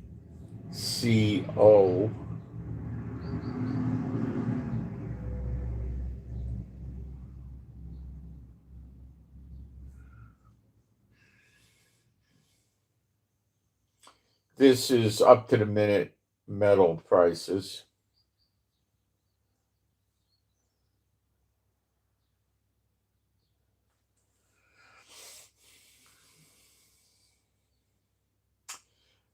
Well, we're looking better. Let's see. Gold is back over 5,000. It's at 5,029. So they're suppressing the prices. They couldn't sustain it. There's too much demand for gold. And silver too. Silver's over $80. It's back up again. It's climbing. So it's $81.53. So they're hoping that when war starts with Iran and everything spikes, it goes up to the price level before they manipulated the prices down, maybe 110 or thereabouts on silver and 55 on gold, but they're wrong. It ain't going to work out that way. Somebody told me that when the prices go up, the guys that sell the gold and silver don't buy. Someone told me that they close the stores like at noon. Why don't they buy? They're scared. I'll explain what just happened. They could have bought silver at 115 and it was in the 70s. So they took a bath on that. So if someone comes in and they paid 115 and wants to buy it at the 70s, they lost a lot of money. So they won't.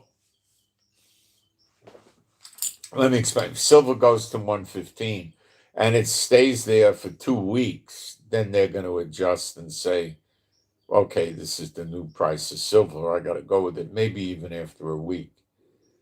The same with gold. If it's going to stay there, then they got to adjust to it or go out of the market. So what they'll likely do is if you're buying gold, they'll probably charge you,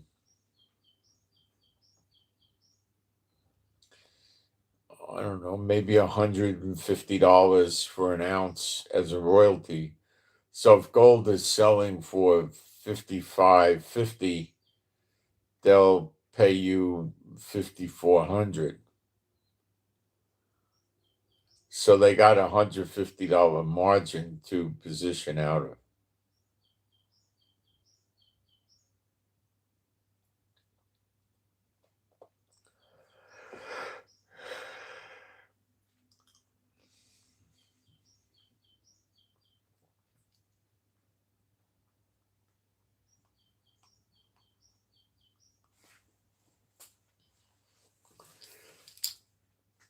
And when you go to buy gold, they'll charge you, if the price is $55.50, they'll probably charge you $55.90 or $5,600 or maybe $56.30 would probably be more like it. They're going to try to make a premium on you.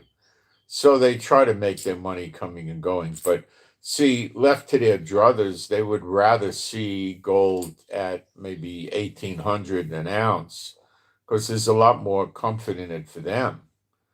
A $500 drop when it's 1,800 an ounce is probably not all that likely.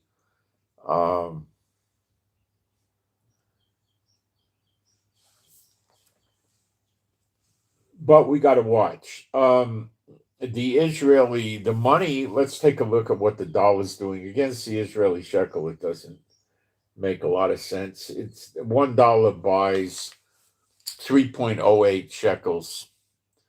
So it's about 3.1. And if we roll the clock back to the early 1990s, the dollar used to buy 2.75 Israeli shekels. And that's when the economy in America and the economy in Israel was really easy to live with and good. But that's not the case anymore for both of them. Let's take a look at what the value of the dollar is against some the larger currencies and see what it looks like. And that'll give us a better handle on what's going on, believe me.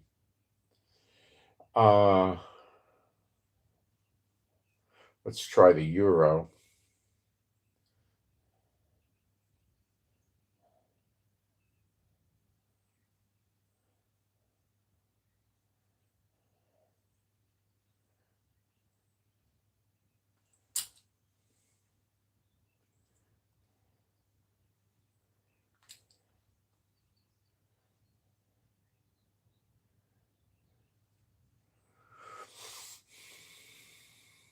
It hasn't been moving much, but it's pretty poor for the dollar.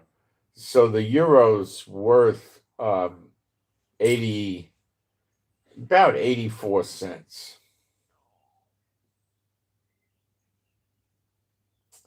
So it's, the dollar is pretty bad off. It's pretty low. Um,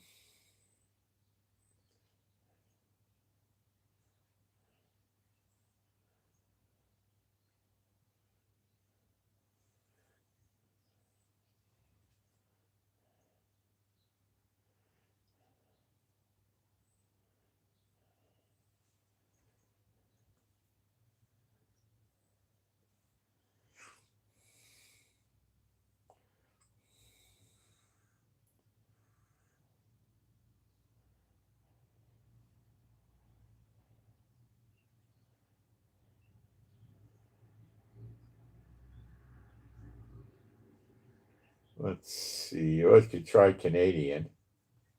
That'll be interesting.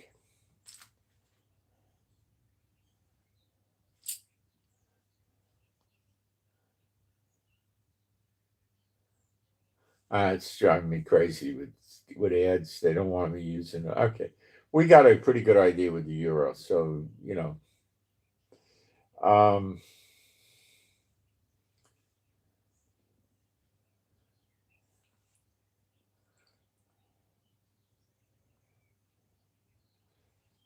so the dollar is really weak. Okay, hold on a second. Uh,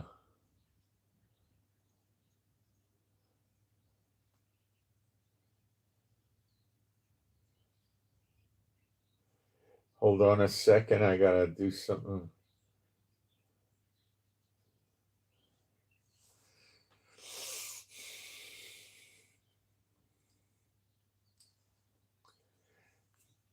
One of my moderators got blocked by mistake, and I couldn't find where he was to unblock him.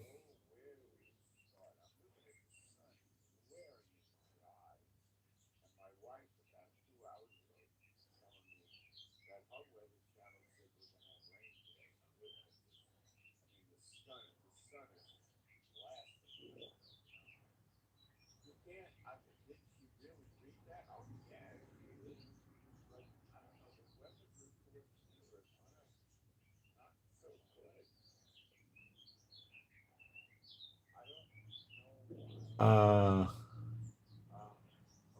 I think I got you as a moderator. Uh, True believer, I think, but I'm trying to look for the wrench. Um,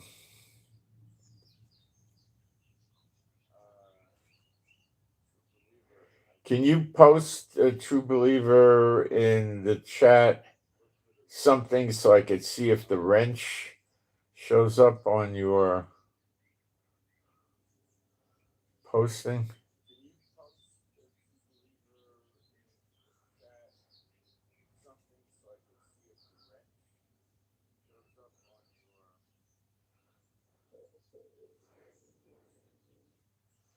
Maybe I need to do it again. I don't know.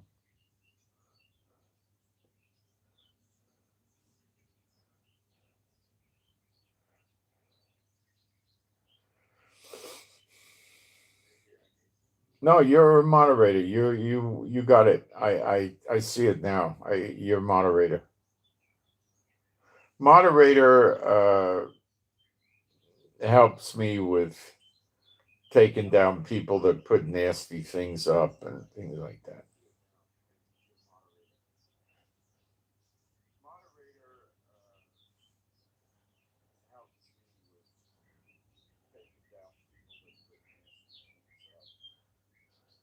He might not still be here. I don't know. I don't know how long he put that up and waited for. So, okay. It was my stupidity that did that to him. Uh, I couldn't read it clearly because this stupid thing I got to live with the way YouTube changed everything around. I can't see clearly what his name was there. So then I couldn't find it. All right. Let me tell him I did it. He might have gone back to bed or something. But I know I got it done now, so.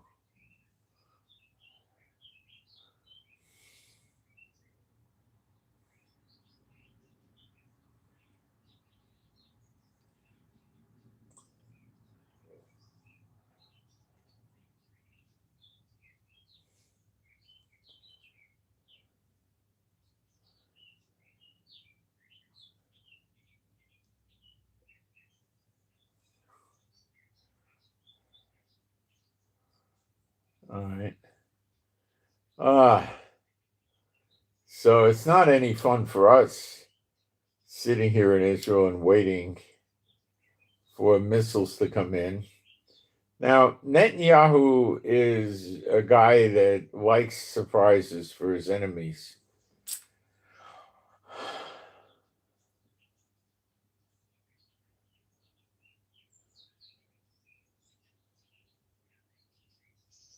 So he may have some surprises in store. What they would be, I don't know.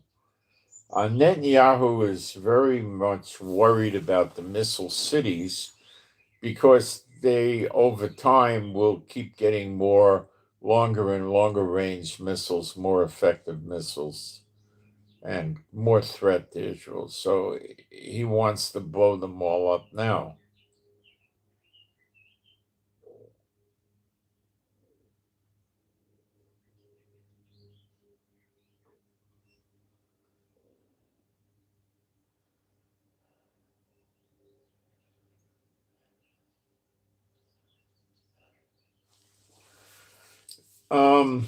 Okay.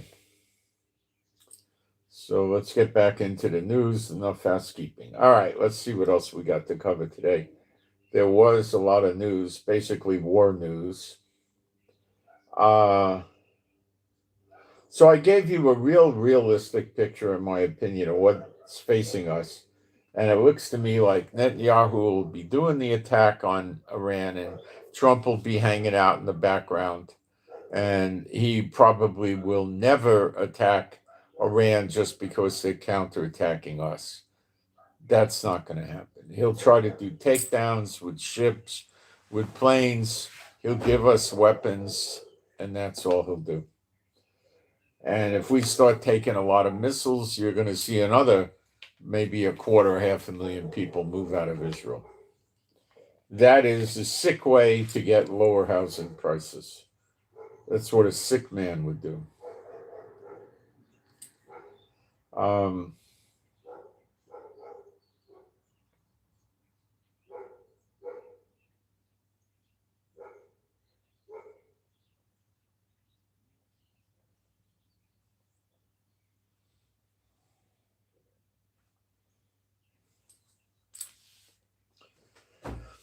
so Channel 12, which is a pretty reputable source in Israel, is saying the likelihood that the elections will be called earlier has increased as the ultra Orthodox lawmakers, Shah's United Torah Judaism parties, lose patience with their fellow coalition, Big Macha, lawmaker, Netanyahu. So the Knesset is not able to get passed, into law this bill, this legislation. So that means they're going to be getting pressure from the Attorney General and the High Court to get their people into the army, or they're going to put them in jail.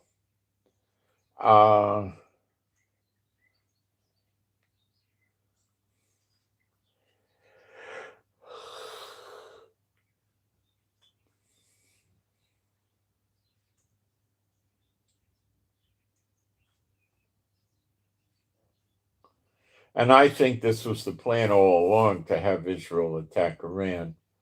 And it's consistent with Biden. See, people have a belief that, when you change presidents, the whole country changes. That's the illusion that they want you to have. It's not the case. You think you got a real free government, and poor people are going to take control of America, and they're going to turn around and say everybody that has an income of more than $3 million a year got to pay, 59% taxes, and they're not going to do anything like that. You got people that own companies that make so many dollars, millions of dollars every year. Their salary is probably equal to many thousands of the workers. They might make as much as 3 or 4 or 5,000 workers a year. Seriously. Stock options, all the other junk they got.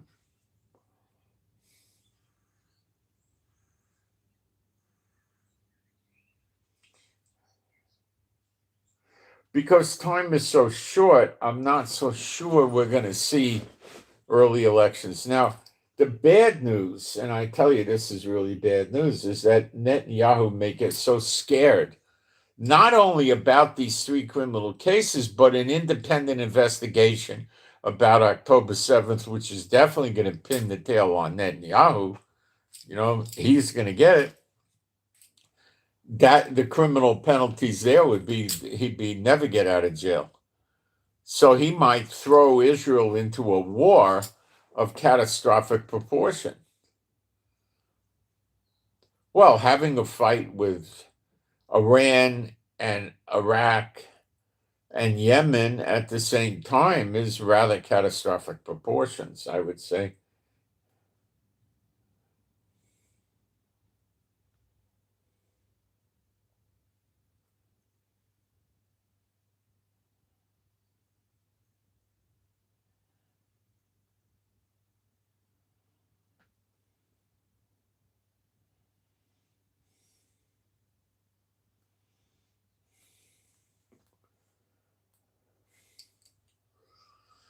And if you read Jeremiah 49, Iran and Iraq, and possibly a piece of Syria, is Elam, which gets destroyed so bad all the people have to leave it. Now, does that mean that it has to happen this week or this month right now? No. Does it look likely this could be it? Very, very much so. But again, you can, it may get procrastinated and delayed. I don't know.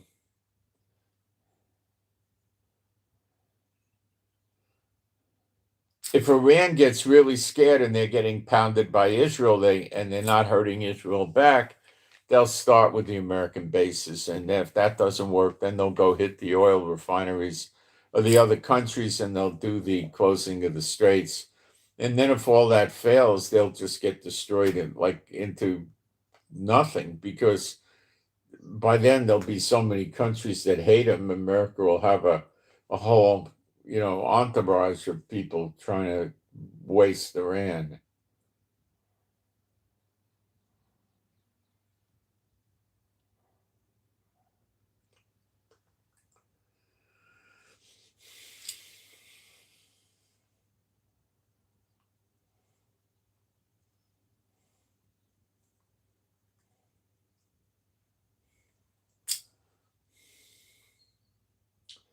Dozens of military transport planes arrived at Armenia and Azerbaijan for the U.S. Vice President Trump's deputy, who is coming for a visit. That's Vance. Now, Vance doesn't need these planes for a visit, so it's a cover story for some reason. So why are they putting these planes there? Well, the most logical assumption is that these planes are not coming empty. They got stuff in them. That's what I would say.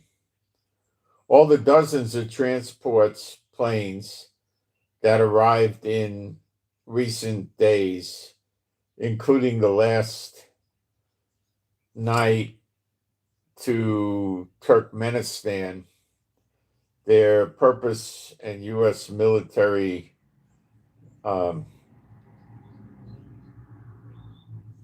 get a pincer, plan against Iran from the north.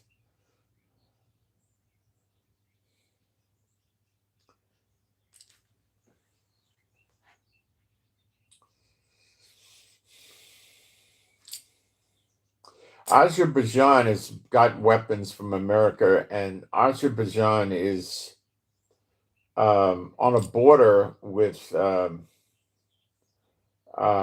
as is Turkmenistan. They're on the northern border of Iran. So we got two countries holding American weapons and whatever else we don't know on the north of Iran. The south of Iran is the water, the Persian Gulf. So that's, Um,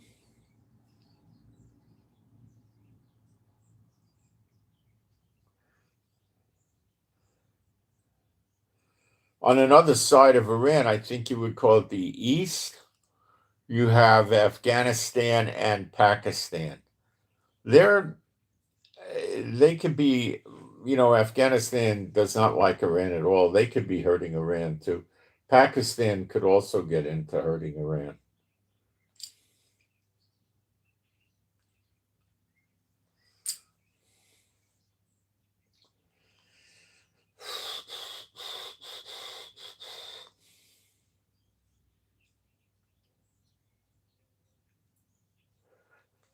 What we're picking up now is the Iranians are saying we're not doing anything Trump wants. That's a simple explanation. You want to tell us how to deal with protesters? We're not interested. You want us to cut our ballistic missiles back? We're not interested. You want us to cut back on our uranium production and stuff? We're not interested. We're not interested. We're not interested. Leave us alone. So I think Iran is saying there's not much left to talk about. Iran made a video, I put it up on Telegram, of drones and missiles, including a Shaher or Shakar 2, one of their supposed electronic minister.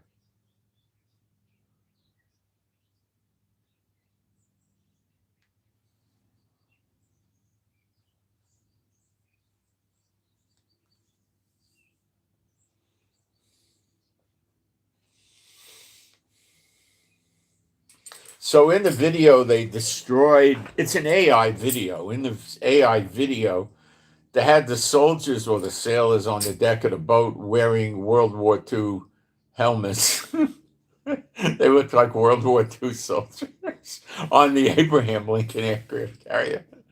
And, it was a joke. It was so inaccurate.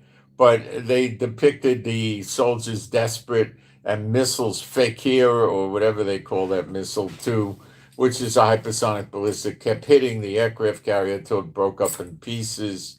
And then, of course, they just went down. They never made it off the ship. And the other boats with the aircraft carrier, Lincoln, got blown up, too. And now, you think Trump is enjoying watching those videos?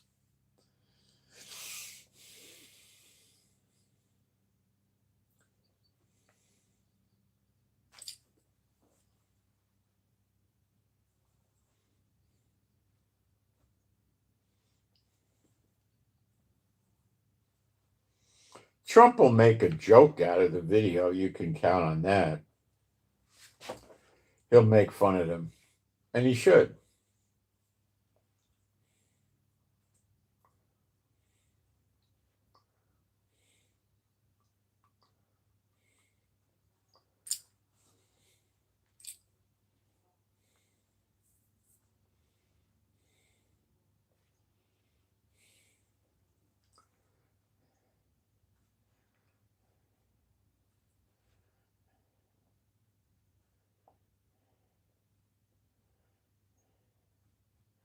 So there's a lot of talk with Iran offering to ease their uranium production, but I think in the final analysis, the top brass in the red said nothing, Trump, nothing. So they're pretty cocky and confident they got something going for themselves. They come out and they say we can't attack America directly, so we're going to attack their military bases in the region. Well, when they say, oh, no, we can't attack them, that sounds to me like they can attack them and they're trying to get you to drop their guard because they just lie.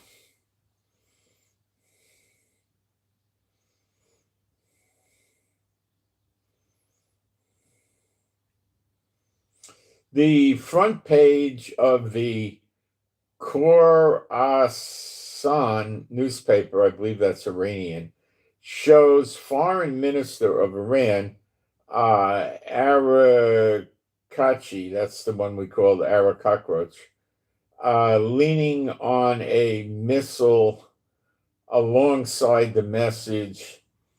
The missile is the real leverage in the negotiations. You see, Trump isn't going to tolerate that kind of talk. His ego will be deflated. But it already happened. It already happened. So what's Trump going to do? We wait and watch. He's always capable of punking out and just going home. Remember that. He really is. I don't think that's the outcome here, though.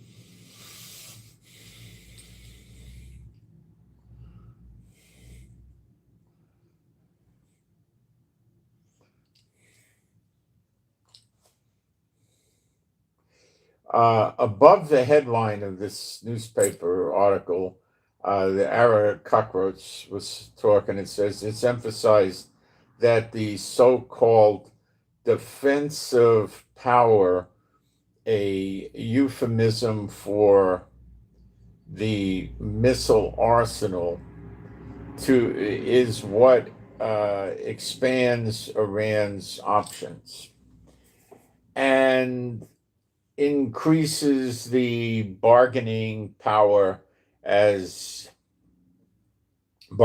vis-a-vis the West.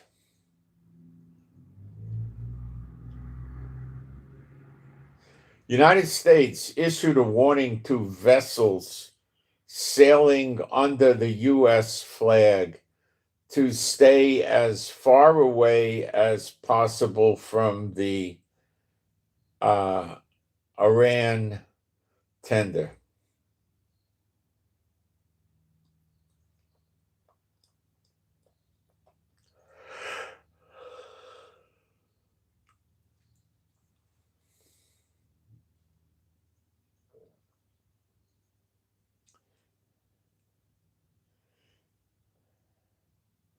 From the Iran, not ter- from the Iranian space by the the Straits of Hormuz over there and any other place close to Iran, when passing through the Straits of Hormuz due to fears of provocations from Iran. See, the further away they are from Iran's land, the longer it would take their ships to interdict these other ships. So they got more time to call for help from the Americans, who could easily launch a few jets to do flyovers of the Iranians trying to capture the other boats and ultimately blow the boats up if they don't comply.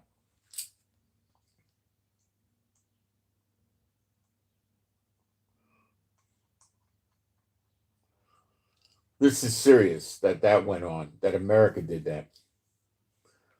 Open source intelligence, 122 cargo flights by the U.S. military to the Middle East region since January 14th, less than a month. Until today, of which 75 arrived, of these 122 cargo plane flights. 75 of them arrived at Muwafraq Salti Air Base in Jordan. So a lot of it went to Jordan. So Jordan is playing ball with Israel and Trump. Okay, this is again significant. Let's see what we got. The American Maritime Director. This is a serious thing. Okay,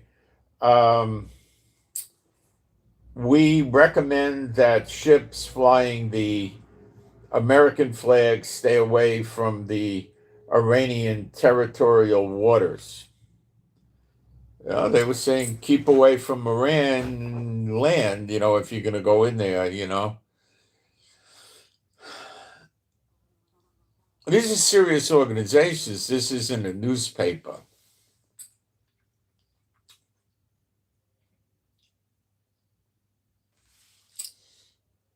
A Lebanese source, you got to listen to this. He was a high level source. This comes from a reputable source. Lebanon received a warning from European sources that the U.S. is about to attack within the next 48 hours. This was yesterday in the afternoon or evening.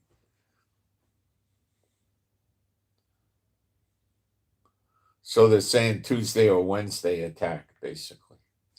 Today be Tuesday.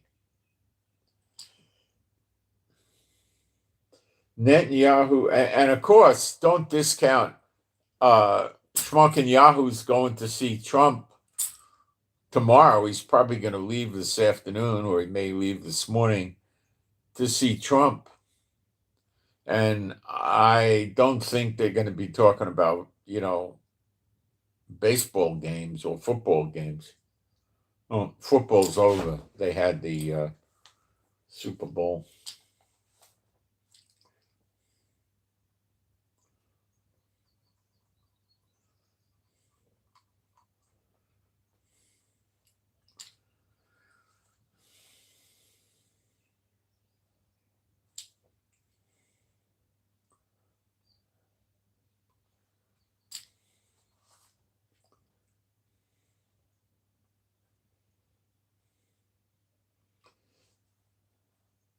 What Netanyahu is really concerned with, he's not that concerned with what happens to the American bases or what happens to the protesters or the nuclear material, but he's very worried about the ballistic missiles.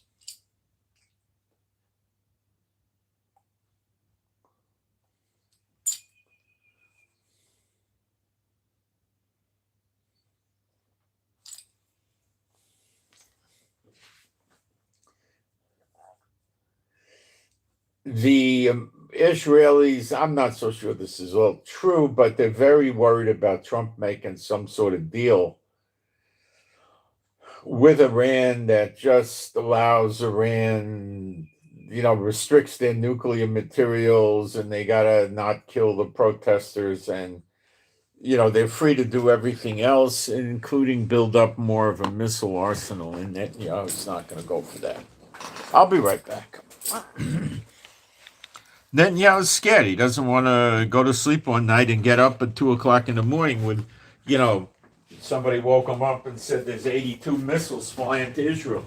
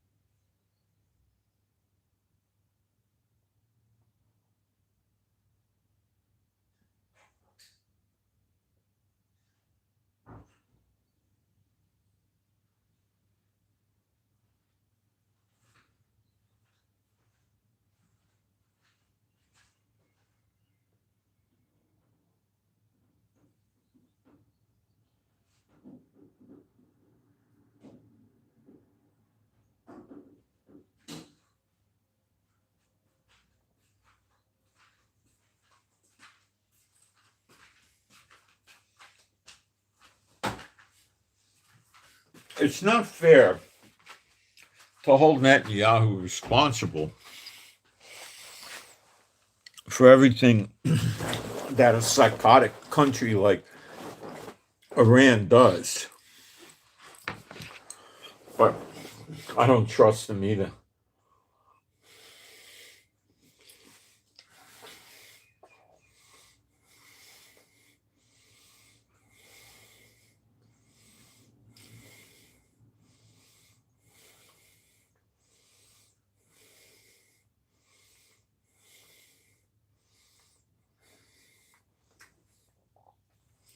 Some people probably think that Netanyahu went to America to talk Trump out of making a sweet deal with Iran that leaves Israel in the lurch. But Iran's not budging anywhere. I don't see how that could happen. And Iran, if they give anything to America, they want the sanctions lifted.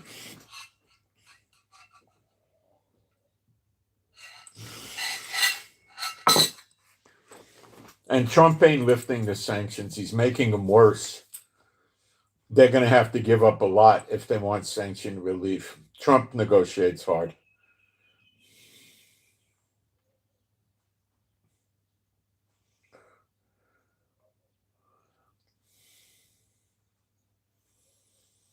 The Iranians were sealing, in other words, dumping all sorts of protective layers of concrete, rock, dirt, whatever, on the Isfahan nuclear facility. I think that's one of the ones that Trump hit last year.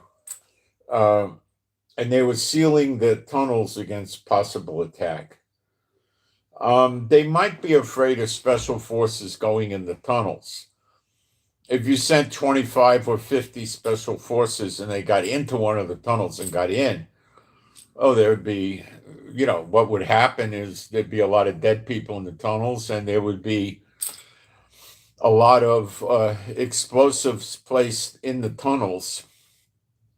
And these special forces guys know exactly where to put them, and they would probably collapse the tunnel. I mean, if you start taking, 6 or 8 satchels and putting them together, and you got 250 pounds of explosives, or 300 pounds, or 400 pounds, and you put them in the right place and you blow it, it's significant damage. You're getting it from the inside. From the inside, there's no layers of concrete, reinforced concrete and rock and everything. You're getting right up next to the structure, the beams, the supports.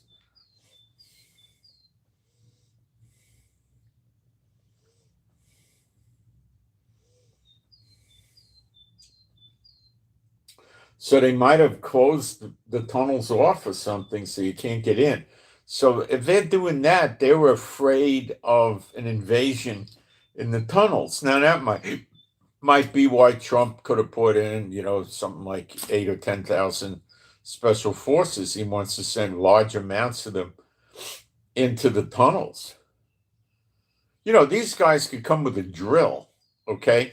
Like, a big drill, go into the wall and make a nice space and fill it up with explosives and then pop it. And you'll see all kinds of structural collapse. When you're under hundreds of feet of rock and dirt and mountain, and you collapse the structure integrity, you're going to have a collapse of this whole mountain thing. It's going to drop down on that place. It'll take years to bury it out. It'd probably be easier to start over and build a whole new one than repair that. Seriously. And it's real easy when you get inside it to destroy it. Even if it's got many layers of concrete, you've got complete access to the structures. Now, if they're closing tunnel entrances, you could close the tunnels for real, for permanent. I mean, there's stuff that could happen. Whenever you see a war like this in end times, don't think you know what's going to happen. You don't. It's end times. We don't know what's going to happen. Be ready for surprises.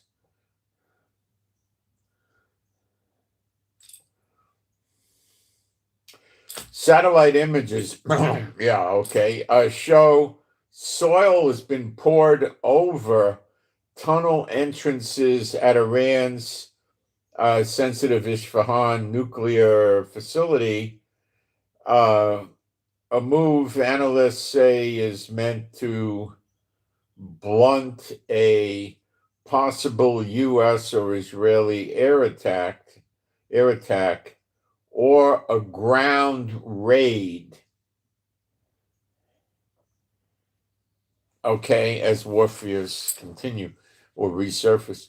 So they were, but I mean, when they say soil or dirt, they didn't put a foot in. They probably put 18 feet or something.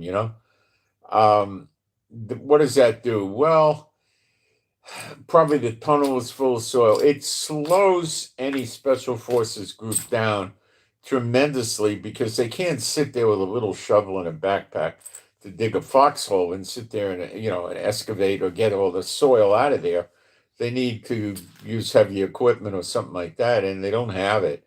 And they could be working there for a whole day trying to get the soil out. And the Iranians will know they're there. They probably have cameras outside the place, so they're definitely going to have drones flying around looking at what's going on. If they see American special forces there trying to dig their way in, they'll put the drones, suicide drones at them, missiles at them, all sorts of stuff. Could wipe out the special forces. So this is kind of maybe likely a way they prevented this, but it's not going to do anything to stop the bombs. But the other stuff, they may have stopped it at that one facility anyway.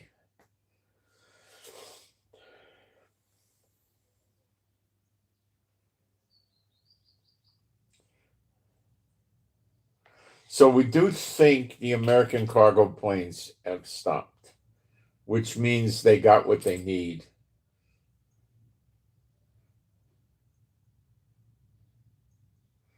In Iraq, we have a funny thing going on. They set up armored column around the green zone, which is where the U.S. bases are, I think, in the green zone in Iraq. And somebody said that they were there to protect the U.S. bases. No, I don't think so.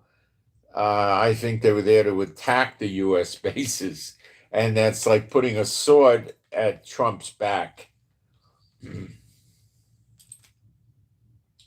These bases are not heavily manned.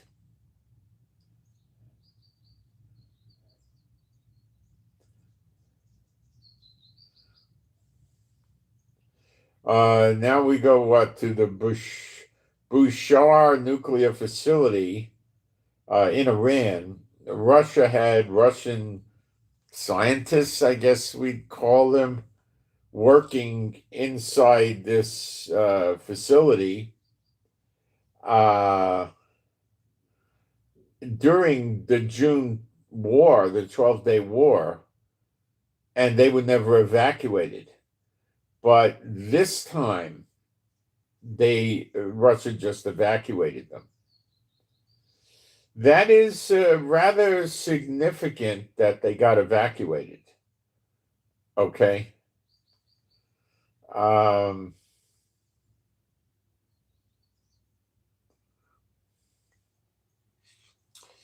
So Russia's worried about what's going to happen. And Russia has intel that's better than my intel, I think. I have biblical intel. I get insights from the Lord that they don't get, but, secular humanistic intel they get.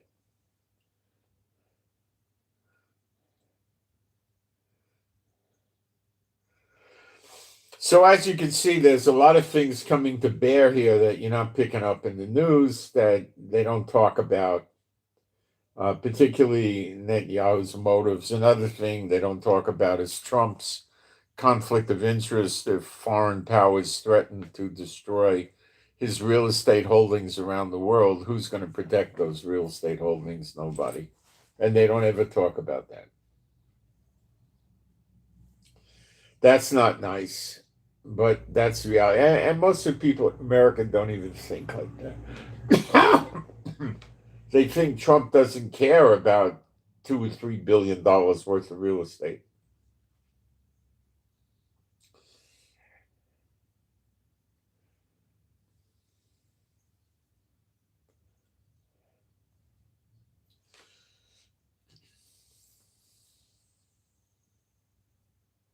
Let's see if I got any questions real quick. I try to answer questions if I can. I don't necessarily answer or can't. Depends what the question is, you know. Uh,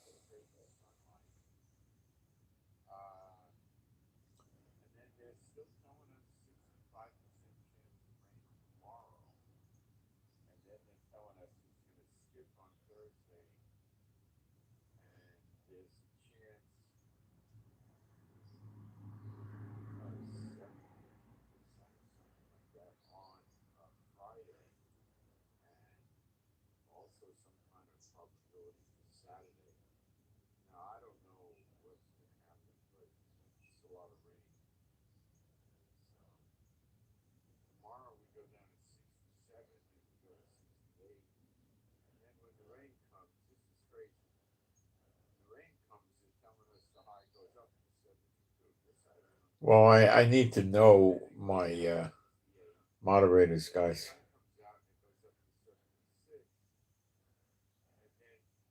Okay, we got that done. So we're on an any day basis of the war. The fact that the planes stopped coming in normally would mean that they're ready to go. I still think the most logical thing where the bush is, it's hanging around Cyprus to protect Cyprus, where a lot of aircraft have been parked from different countries, France, Germany, and the UK, and probably America. So I think it's out there, and that's pretty close. They could get into the Mediterranean pretty quickly. I'm not sure what's going to happen. Maybe if the war starts, they're going to head towards Israel and do takedowns from the Mediterranean, or maybe they're going to just leave Israel in the lurch. Trump is not with Jehovah. Trump is with Satan. Let's not play that idiot game, okay?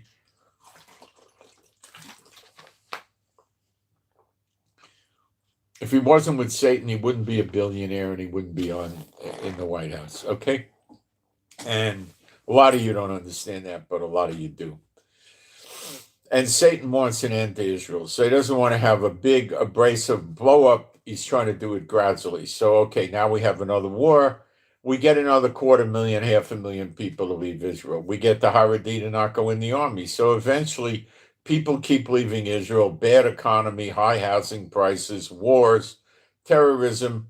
The size of the army keeps shrinking. The budget of Israel for military keeps shrinking. And then Israel just starts to fall apart. That's his plan. That's not Jehovah's plan. That's not prophecy. That's schmuck Satan's plan. Okay? And that is very likely what they're trying to do. Okay? Satan right now is afraid of war. So he's doing that. All right, let's switch to spiritual warfare. People are telling me in Israel that the government fights against people getting any kind of social welfare support adamantly. The craziest thing I heard is now I don't know if who they go after. I have heard of native Israelis that are born and raised here that, like, I know a story of the guy, he got in a car accident and lost a leg, had to have an artificial leg, and then they gave him, I think, 400,000 shekels, which is a little over $100,000 from the insurance.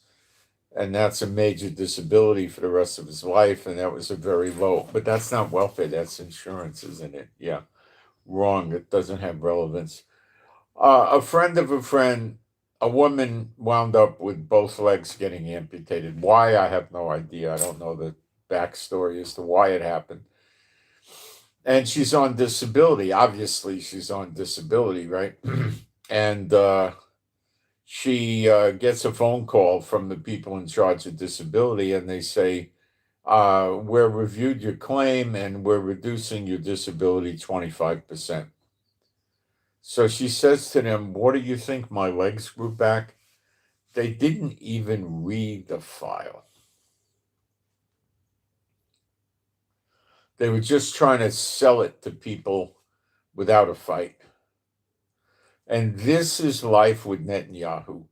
There are other rotten, stinking prime ministers in Israel that would do something like this, but it's Netanyahu that's got a black heart, in my opinion, and evil, a heart after Satan's own liking, and he does stuff like this, okay?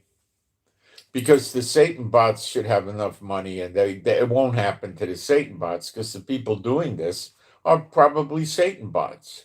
Who else would do that? So that's how Satan runs things. He runs things through governments, okay? But governments need an economy. So we've been going after him in the economy. Look at Iran, which has a horrible economy, and the people are in the streets, and they're trying to take the country over. So by wrecking the economies, you can get rid of these governments. God is ultimately going to get rid of them.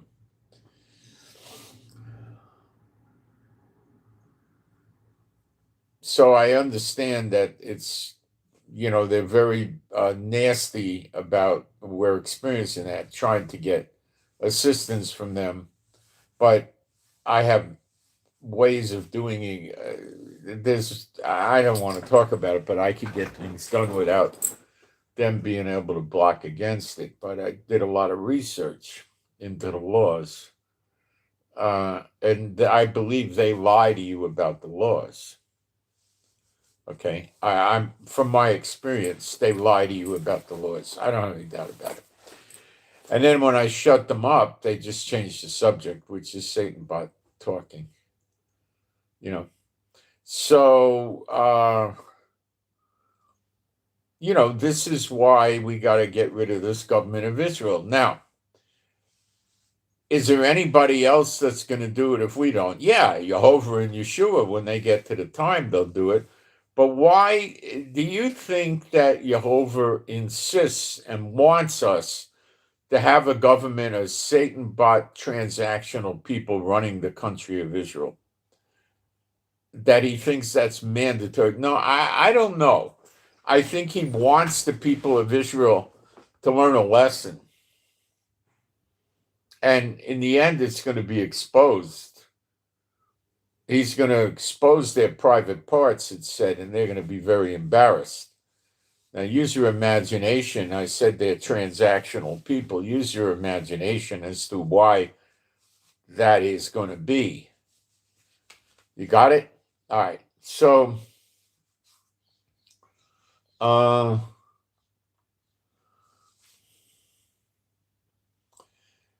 I don't think, it's, we can tread over all the power of the enemy. This is the power of the enemy in operation in Israel. Why can't we tread over it? We can. We have the keys to the kingdom, but 99.999% of the people that read the Bible will never do this because they're afraid and they don't know how and they don't want to and they've never been taught and they've never been trained and they don't get it. They just sit there and go on. But does Satan make war on them? Okay, let's use the Bible to answer that question. Why not? Okay, we go to Revelation 12, the last verse in that, which is verse 17. And it says this, and the dragon, that's Satan, was wroth with the woman, that's the woman with the 12 stars, the 12 tribes of Israel, it's Israel, and went to make war with her seed, her remnant. We're the remnant. We're here today praising Jehovah and Yeshua, right? Okay. Of her seed, the remnant, the leftover of the seed, that's still us, which keep the commandments of God. Does it say Moses or God? Oh, gee, it doesn't say Moses, it says God. And have the testimony of Yeshua HaMashiach. The testimony of Yeshua HaMashiach is the spirit of prophecy. We have the correct prophecies. We're not Schofield, Darby, Churchianity, Baptists, or whatever, okay? We're not just Old Testament. We have that, okay? And we keep the commandments of God. Yes. What did Yeshua say? If you love me, obey my commandments. Let me give you a taste of his commandments. There's many places in the New Testament where you could find them. But the one I like to use that's easy, it's not complete, but it's reasonably complete, is Galatians 5:19-21, which we'll read, of course.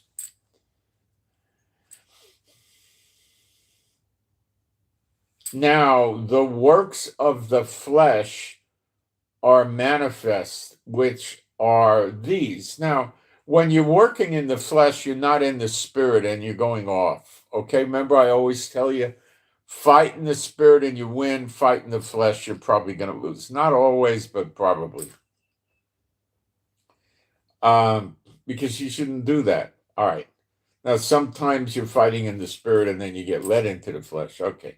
So what are these works? Adultery, we know what that is. Fornication. Okay. Adultery is when somebody in the fornication is married, both or one. Okay. Fornication is where they're doing the deed and nobody's married. You can't be in adultery if you're not married. One of them has to be married. Okay.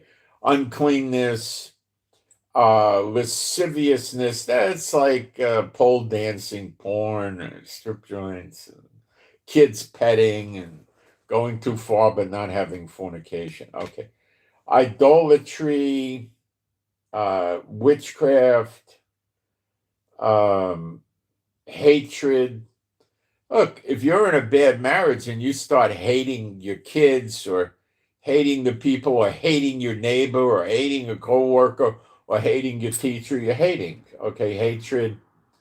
Variance. What's variance? It's not that I like a blue car, you like a red car. No. I like roast beef, you like lamb chops. No. Variance is having different doctrines, pre-trib, mid-trib, post-trib, and all the denominations have a doctrinal statement that gives their doctrine. You don't have a doctrinal statement. If you had one, it would be the first word in Genesis and the last word in Revelation, and everybody would have the same thing. You don't have varying doctrines. Okay, pre-trib, it creates the aura of, well, none of us really know. So we just accept as being potentially real whatever the people believe. Some are once saved, always saved. Some are not. Some are sprinkled baptism. Some are immersion. Some talk about a baptism in fire, which is ridiculous. There is no such thing. There's no baptism of fire. You don't baptize people with fire. It doesn't exist. Then they have what else?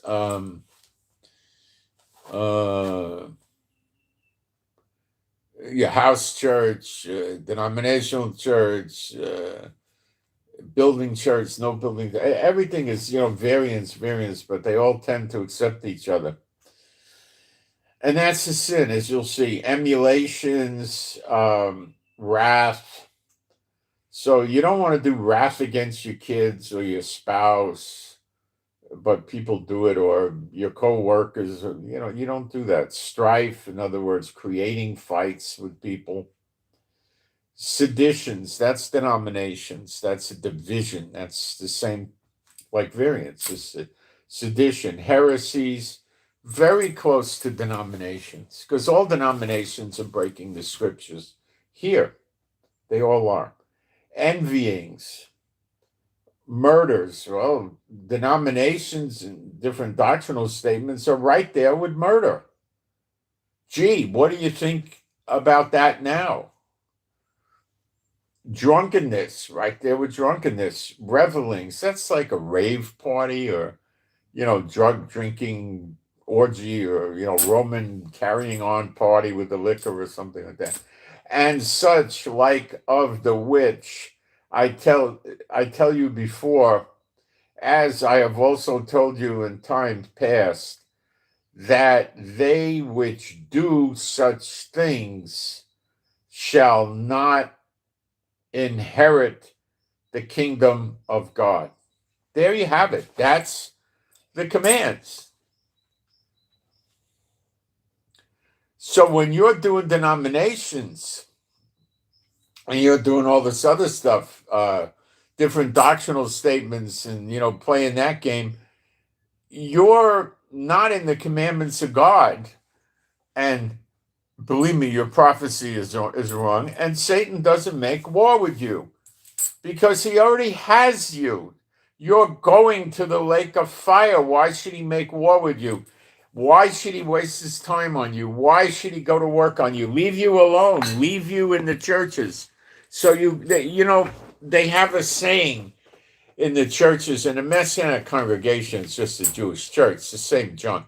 They have Messianic umbrella organizations, which are denominations. Union of Messianic Congregations. They got doctrinal statements. The same garbage.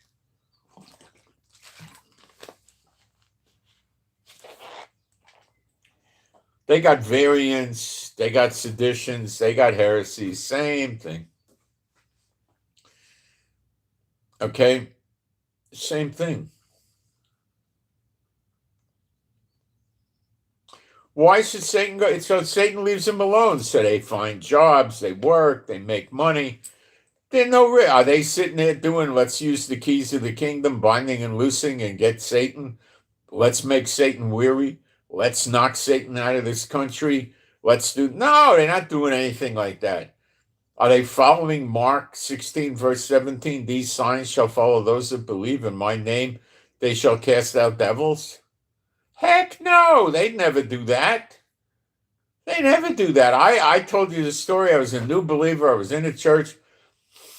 I started doing prison ministry and I was getting results. And then I went to juvenile hall ministry and no one else was going, just me. And I'd go there and I was friendly with the people and I'd go to my room. They'd make the announcement. It was in the evening and sometimes kids would come and sometimes they wouldn't. I normally bought a spread of cookies and soda with me. I think that's what I had, soda or juices, a soda, I think, and cookies and snacky things. And okay, so some kids would never show up and sometimes they did. So there was a kid there that, I don't know, he was a nice kid. We got along and I led him to the Lord and we prayed for him to get out of juvie. And he got out in, I don't know, a few weeks. It might have taken a month or 6 weeks. I wouldn't know. I would just go once a week and I'd come back and, the kid's not there. And every now and then there was one guy I would talk to, a nice guy to work there. And he'd say, oh no, the guy went home, that kind of thing. These are not cons. These are kids and they treat them much differently. But they have to be strict because some of these kids will shiv you, they'll stick a knife in you, So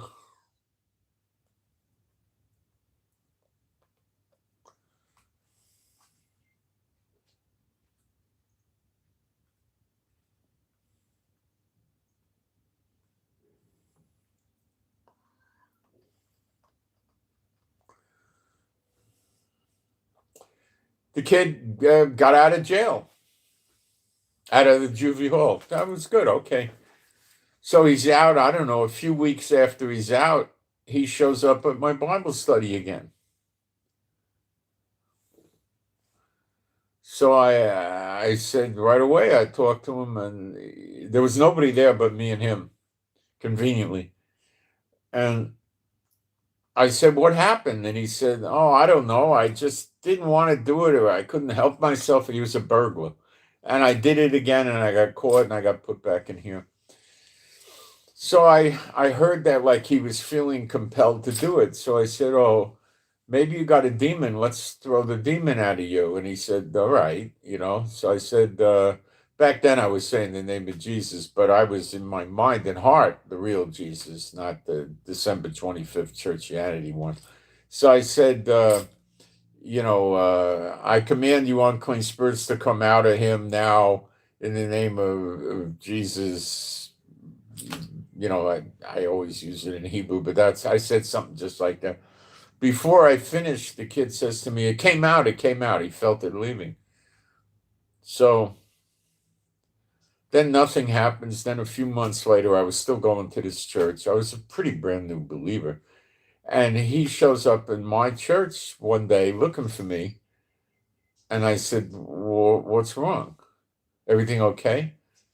And he said, yeah. I just wanted to know that you to know that I'm now going to church here and I'm not getting in trouble. I'm doing this and that and everything's working and my life's working together. The two of us didn't know the church was the church. We didn't understand back then, but it wasn't that nice. And then what happens? After I demon toss him, let's roll the clock back. The next few days after that, one of the pastors gets a hold of me and says, what are you doing over there at that church? What are you doing? What are you giving these people to read? Open up the trunk of your car. I want to see what you're handing out. So he's talking to me like he's a FBI agent or something. So, okay, come. I open up the trunk of the car and I had literature that I gave out. So he goes through all of it. And what was the literature? Well, we had a lot of Book of John things I got from a prison ministry for free, the Book of John. I had others, I think, were Book of Matthew, and I had a few whole Bibles and a few New Testaments. So he's looking through all these things, and I'm smiling to myself. I said, what's he going to do? Tell me I can't use the New Testament or the Old Testament? So he's all frustrated in that. And he says, okay, we're taking the prison ministry away from you. We're sending this other guy there. He's in charge. You're under him. So what happened? The demons hit the roof. I'm there, demon toss. Some schmuck demon went in this kid and I threw the demon out. And then he has to go to the dry place, where the unclean spirits go with a throwing out of somebody. And it's not fun for them. And he's screaming and yelling to his buddies, oh, what's going on here? Look what happened to me. So the demons go get all over the pastor. What are you doing, you jackass? You got a guy demon tossing. Next he'll demon toss you. What are you going to do about, So he put me, he took the control of the ministry away from me. So they put some Satan bot in there.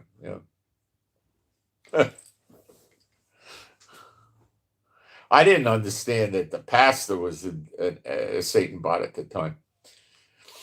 But I did understand the rest of the stuff, Now, nothing got said about the work we did in the other place because we weren't really demon tossing. One time, me and another guy prayed for a guy to get saved in the jail. And I think we were praying for him to receive the Holy Spirit. I'm not remembering what it was, but I remember he started shaking, like convulsing. Did that mean the demon came out of him? I don't know. It could have been the demon trying to stop him or something. I don't know. But that never blew up in our face. So I don't know. I don't know what happened.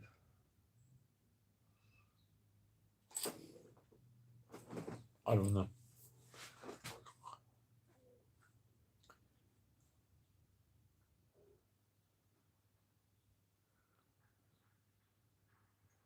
I don't know. So that's what.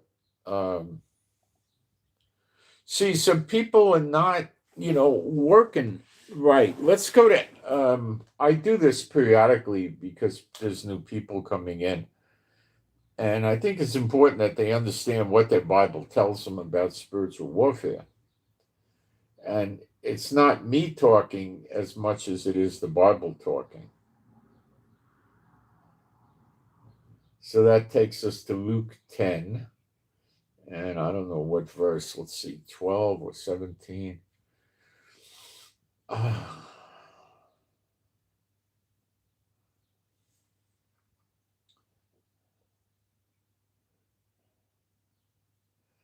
Let's find it. It's 17. Luke 10:17. I'm reading out of the same Bible you have, King James. A lot of you may have other translations. King James is not good, but it's better than the others, believe me, but it's still far from good. And the 70 returned again with joy. Why were they happy? Because they were in spiritual warfare. And you guys that do spiritual warfare know all about that joy. Saying, Lord, even the devils are subject unto us through thy name. Subject means they're submissive to you. They have to listen to you. Do the subjects of the king have to listen to the king? Yes. They're subject to the believers through the name of Yeshua HaMashiach. That would mean you if you're a believer. Keep reading, Luke 10:18. And he said, this is Yeshua, he said unto them, I beheld Satan as lightning falling from heaven. So you back all the way then, before Yeshua rose from the dead, Satan was already thrown out of heaven. So don't let your pastor jerk people and the Bible study book writers fool you about that. Behold, I give unto you power to tread on. Wait a minute. Something got nuts here. Okay, give unto you power to tread on serpents and scorpions, and over all the power of the enemy, and nothing shall by any means hurt you. Before we deal with the scorpions and the serpents, let's start with tread over all the power of the enemy. Whatever the enemy can do, you can tread on it and undo it, break it up. Mess with him. You can mess with Satan. Okay? Big time. So if Satan has the power to put his people in charge of countries and corporations, can you undo that? Absolutely you can. By wrestling with the powers of the air. You throw them out of these people, you bind them from ever going back in these people or helping them or appearing to them. And the whole thing Satan set up falls apart. That's what we do. The serpents and the scorpions, okay? When the beast comes out of the pit opens, and the locusts that come out with a stinger like a tail stinger thing, like a scorpion, and others have a tail like a serpent. So you could tread on those. But it also implies to me that these are your demons. You can tread on them. So you don't have to listen to them. They're subject to you in his name, in Yeshua's name. Okay? Or you can throw this scripture out of the Bible and cut it out and ignore it.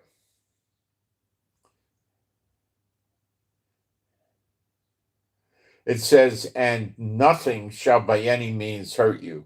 So you're not going to get retaliation from these schmucks.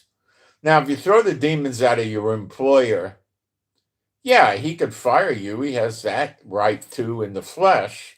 Yeah, that could happen. But does that hurt you? No, he gets rid of you. He doesn't want you around him. He's mad. He's nervous. He's scared. That kind of thing could happen. But they're not going to hurt you.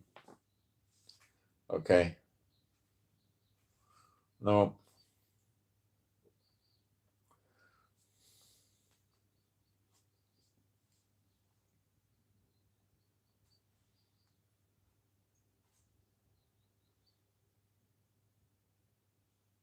Got it. Now let's talk about the keys of the kingdom. Let me pull the scriptures for you. I don't know the verse. Let me get that looked up.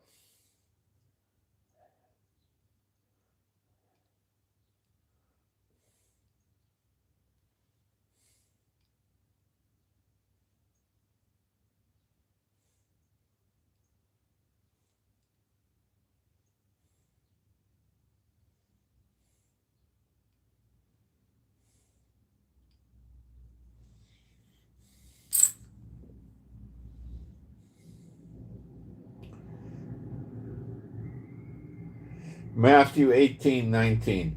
And I will give unto thee the keys of the kingdom of heaven, and whatsoever thou shalt bind on earth shall be bound in heaven, and whatsoever thou shalt loose on earth shall be loosed in heaven.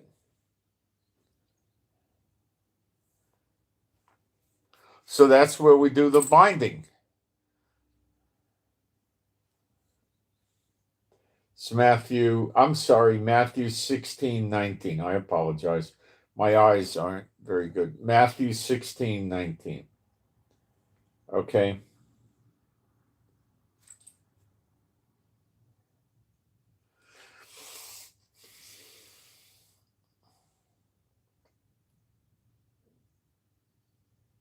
Let me get into the actual verses and see what the surrounding verses are.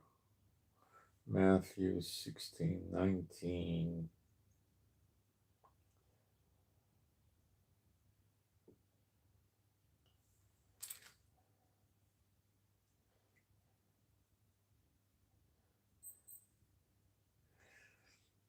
So, where does it go? Previous.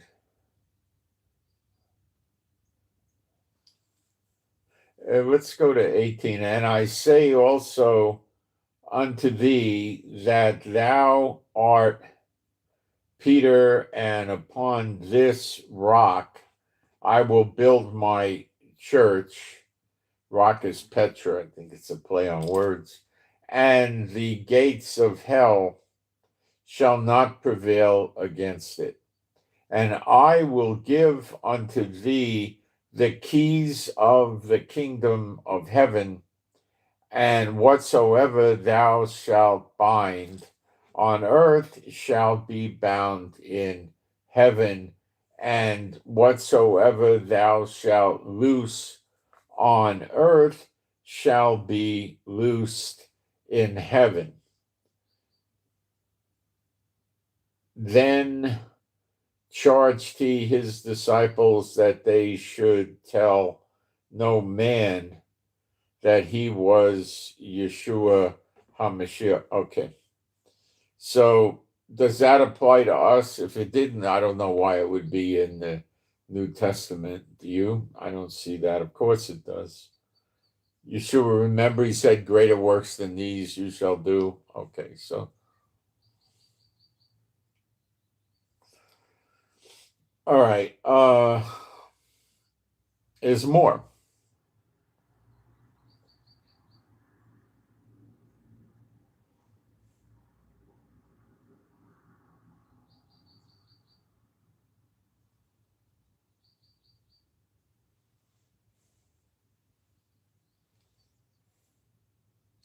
I know they don't teach this in the churches, but forget that. What does your Bible say?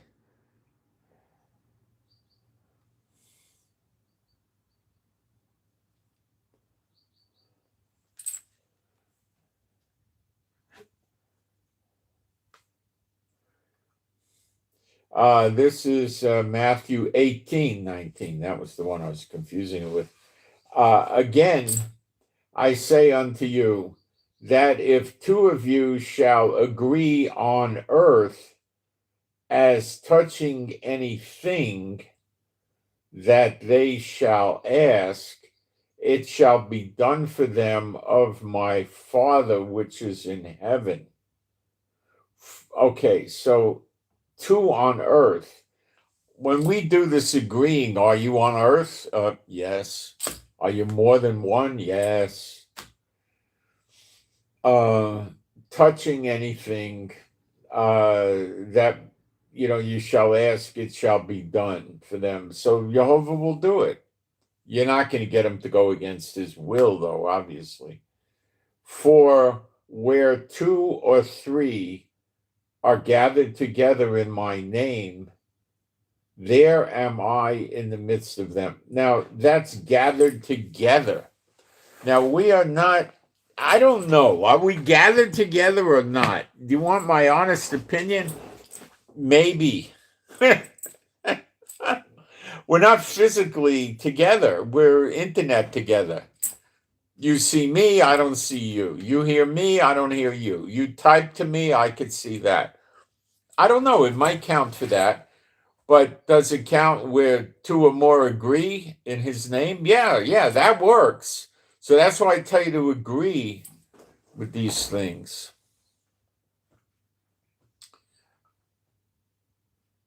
So you got it there. It's all in the scriptures. And how are you going to take the kingdom back if you don't do this? You want to just sit still and let Satan run every country in the world and put all the torment and cursing on not only everybody that's not with Satan, but the people that with Satan get an eternal curse in the lake of fire. You want to let that go on? Is that the great commandment, and that's what you should be doing? Just, oh, well, what are you going to do? No, I don't think so. Are you supposed to bear good fruit? Yeah, the tree that doesn't bear good fruit gets cut down and thrown in the fire. The cut down is the pit, and then the fire is the lake of fire. You get cut down and tied in bundles, it says in Matthew 13, for the bad ones.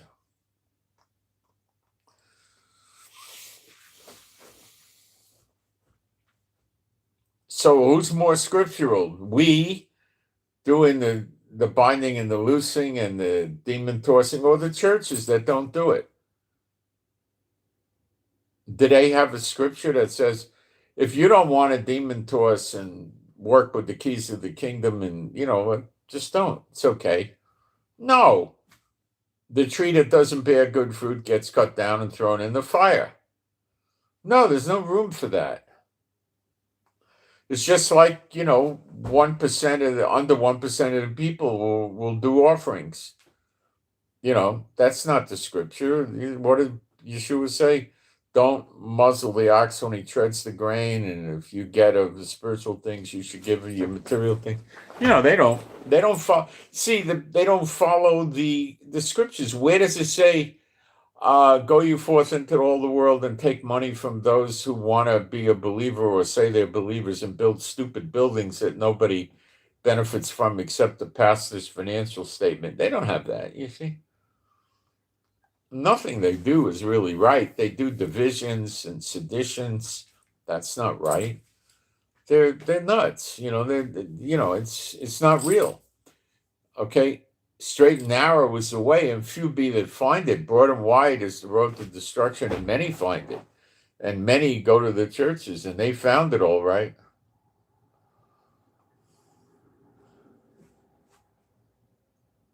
These signs shall follow those that believe in my name. They shall cast out devils. Why don't they do it? Because it's a sign for those that believe, and they don't believe. Because many find the way, the bad way, and few find the right way. That's that. But a lot of people don't want to receive that, and that's what you expect from the tares. The tares don't agree with doctrine. Good doctrine, accurate doctrine. They don't agree. I'll be right back. Then we'll do some spiritual warfare.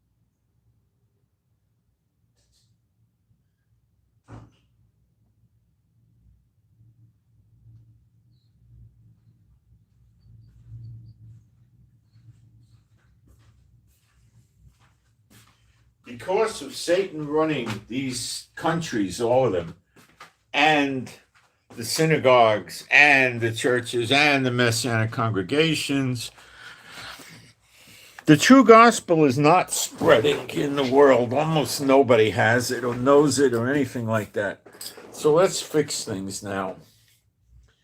B'Shem Yeshua HaMashiach, I bind all you unclean spirits from giving any thoughts, ideas, notions, dreams, or visions to any person that's a true believer and their household. For all time, B'Shem Yeshua HaMashiach. B'Shem Yeshua HaMashiach, I cancel, make null and void any and all witchcraft, sorcery, curses, hexes, vexes, spells, enchantments aimed directed at targeting any true believer and their household. It's all cast null and void for all time, never to return. B'Shem Yeshua HaMashiach. Okay? Let's clean out the true believers. The others, you're not going to help. Okay? They're not real. I mean, they're not supposed to. They're not called. They press into the kingdom. They're not called. They're not chosen. Many are called. They hear the call for eternal life. But only few are chosen. They're not chosen. So they don't get it. All right. Now we know that the believers are going to come to Israel in the next Exodus. And I also assume that there's going to be a bunch of them here before Elijah starts training the Levites, for instance, in Malachi 3, and, to spread the gospel around here. I believe that'll happen. It says there's a lot of believers in Jerusalem that, are serving the Lord and stuff. So I think that they'll come. That it would be you guys. I have no other knowledge of anyone else with the true gospel. So let's try to write things here in Israel. My Heavenly Father, Jehovah. Now, agree with these things I'm coming out with if you're a believer. Say you agree, B'Shem Yeshua HaMashiach. Even if it's a video, don't worry, do it. God's big enough to work through a video, okay? His hand's not so short he can't heal or work through a video. Come on. People's prayers get answered through the video, right? Well, so will this. Healing prayers get answered. So will this. Don't worry about it. My Heavenly Father, Jehovah, B'Shem Yeshua HaMashiach, in the name of Yeshua the Messiah, in Hebrew. B'Shem Yeshua HaMashiach, I bind all the unclean spirits from doing anything to control or run Israel and the United States. They cannot run it anymore. They cannot call the shots, control it, lead it, direct it, guide it, make the governments do bad things or do bad things to their own people or other people or anything.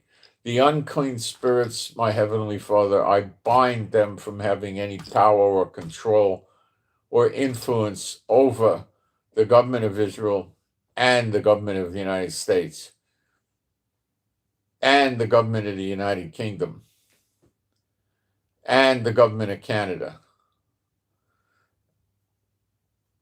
and the government of Iran. So they're so bound in this way forever.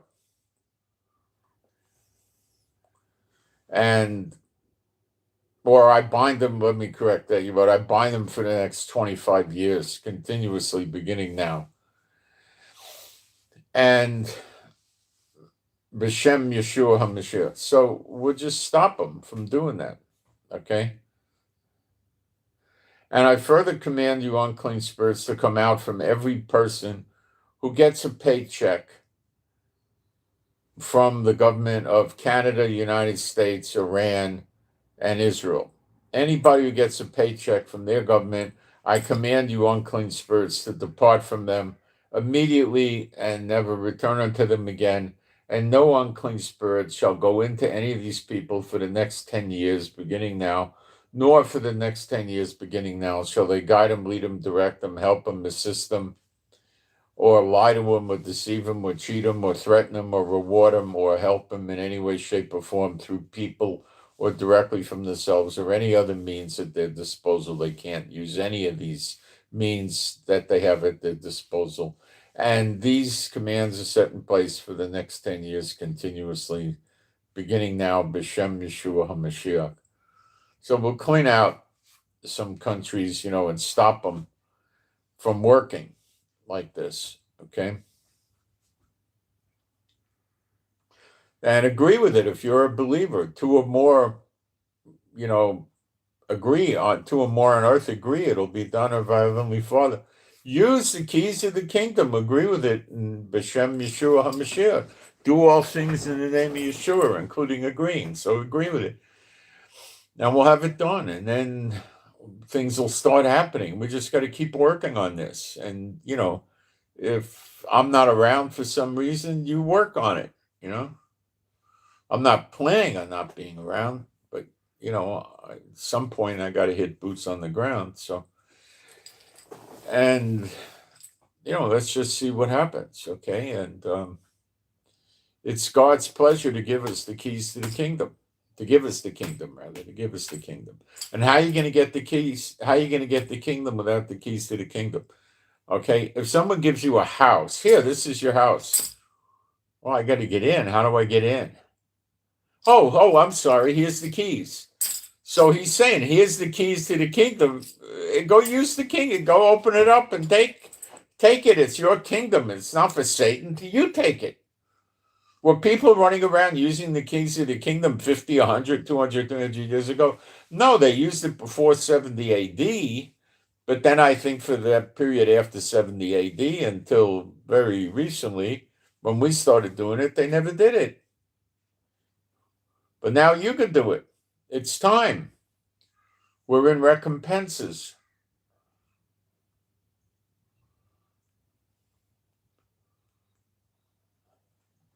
You need the spiritual warfare to get it.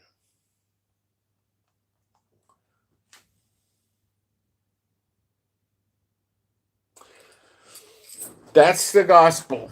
These signs shall follow those that believe. In my name they shall cast out devils. So you're going to make a doctrine that it's wrong to cast out devils? That would put you right into being an apostate, wouldn't it?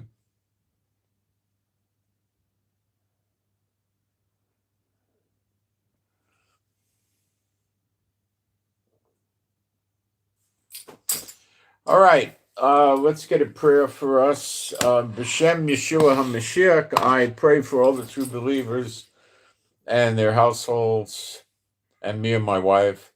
I pray that all our animals and pets and ourselves would be safe and secure and happy, healthy and whole. And we would have your healing and recuperative power flowing through us. And we would be getting healed all the time as, what needs to be healed. And I pray we have strength, stamina, and endurance. And I pray we don't get picked on. We have no accidents, no tickets, no breakdowns, no getting stopped, stuck, or stranded with any car or vehicle. No getting discriminated against, no getting deceived or ripped off or scammed by anybody, governments, lawyers, employers, anybody. Pray we would have adequate funds and then some.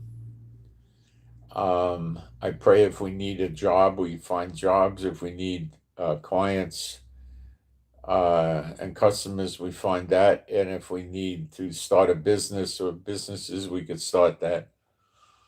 And I pray for the peace of Jerusalem. I pray we could come to Israel and go to work here for the Lord, spread the true gospel, and have a place to take people that are new. And I pray that we know more Bible and learn more Bible. I pray we have more wisdom and faith.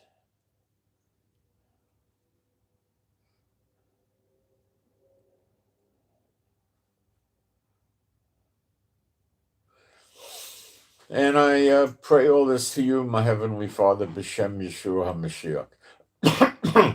If somebody wants to help me, again, I'm looking for someone to help with Rumble. You could get your own account at Rumble and just take my YouTube's videos. They become live streams. They revert to videos, everybody's does, and then take the live stream and just load them up onto Rumble. You'd have to know how to do that. You'd have to know something about the internet. Now, Rumble, I believe, lets you put lengthy. I think they let you go 12 or 14 hours, and I never go that far ever. So it's not a massive amount of work. You set it up. You could title it the same as my title or close to it, and just put the videos up there. Um, Believe me, I got enough here with helping my wife with the stroke recovery and trying to work my affairs to get financial help and other kinds of help because I need to now. The economy is bad. The dollar is producing it gives you roughly 3.1 shekels. It used to be as an average 3.75. So it's gone way down. That hurts us. A lot of our funds are coming in from dollars, and it hurts us. And the prices are rising here like crazy, and that hurts us. So I need to get on assistance. Now, there's private and public and different ways to get it done. And I'm working through that. um,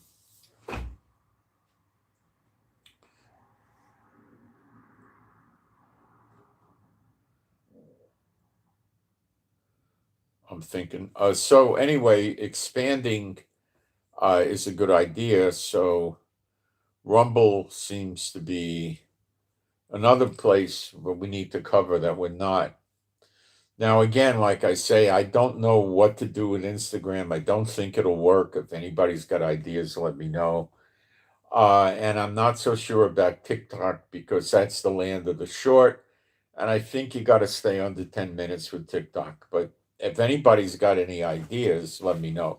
You could always break the videos down into, pieces and put them up, piece one, piece two, piece three, you could do that if you want to. Or I don't know what to tell you. I mean, I tried a website years ago and put a lot of Bible studies up there.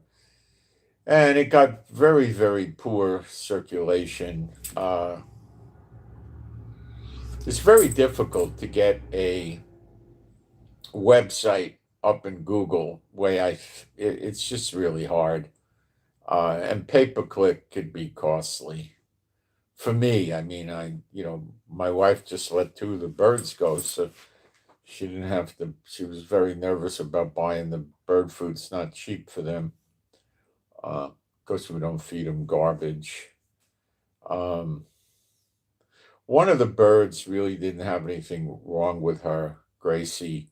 She just wound up here because somebody didn't want her. She's an African gray, and and then her buddy that she made friends with here was a male bird, and he was blind in one eye, like me, and he uh, didn't want to fly as a result. His depth perception wasn't right, and he couldn't see on one side, so he hated flying, and so he made himself perhaps more handicapped than he was, or maybe he was correct in his assumptions. I don't know. I'm not a bird. He was a pleasant enough chap, and the two of them kind of made a pact. And Jojo, the bird that we kept, was not in it with them, so we had to keep Jojo separated from them. And Jojo was the one that almost died, that we all prayed for a few years ago. She like had death at her door or something like that, and we got her back. So she's still with us. But that's one down from three, and we're not taking any new ones in. At times we had other birds we took in, but we're not doing that.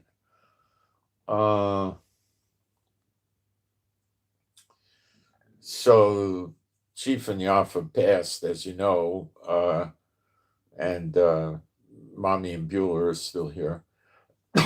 And we still feed them the good food. We don't feed them trash, so they get the good wet food and the good dry food. But while that's another burden, we love them, so we put up with that too. Um, and the birds are in a great place. They're very safe. It's a refuge type place. They're fine. They're not going to make problems. Uh, you get nasty people. We were rescuing that macaw who was almost dead, and we had prayer for the macaw baby, and he came out of it and became healthy. He was a lot of fun. He was a baby macaw. He was a blast. But we were very nervous because when they sound off with their lungs, you could hear them like 4 blocks, 5 blocks away. I mean, you really hear them, and the neighbors would go nuts because you can't sit down and have a conversation with the macaw and say, "Well, listen, you're going to bother the neighbors, and you can't do." He's never going to understand that. He gets excited and goes, "Ah!" And everybody's going to hear it. So he gets annoying. So we found a home for him, and we said, if you ever are going to not be able to take care of the bird, or you don't want the bird, you give it back to us. You don't sell the bird. You understand? Oh, yes, yes, I won't do that. I won't. And what did this jackass do? Kept the bird 9 months or a year and then sold it for $2,000. That's what we figure he got for it. Nasty jackass. You know? They're just. You got to, anywhere in the world, you're going to find people like this. You got to be careful. So we put the birds in a safe place. Nobody's putting them out for hawk or anything like that. They're very, very safe place. They'll be fine there. They're going to have some adjustment problems, but I prayed for them. They'll stick together. I think they'll be together, and they'll stick together at first to make a gang. Birds don't usually attack each other. They can pick on each other. They can't fight. They do that. But so that's what we got. And Tiki, the Tiki monster, Tiki died some months ago. We don't know what happened, but um, some of these birds that we had in the rescue, one of them was 25 years old. We don't know how old Jojo is, and Tiki that died, we don't know. He could have been 20, 30 years old. We don't know. They go 40 years.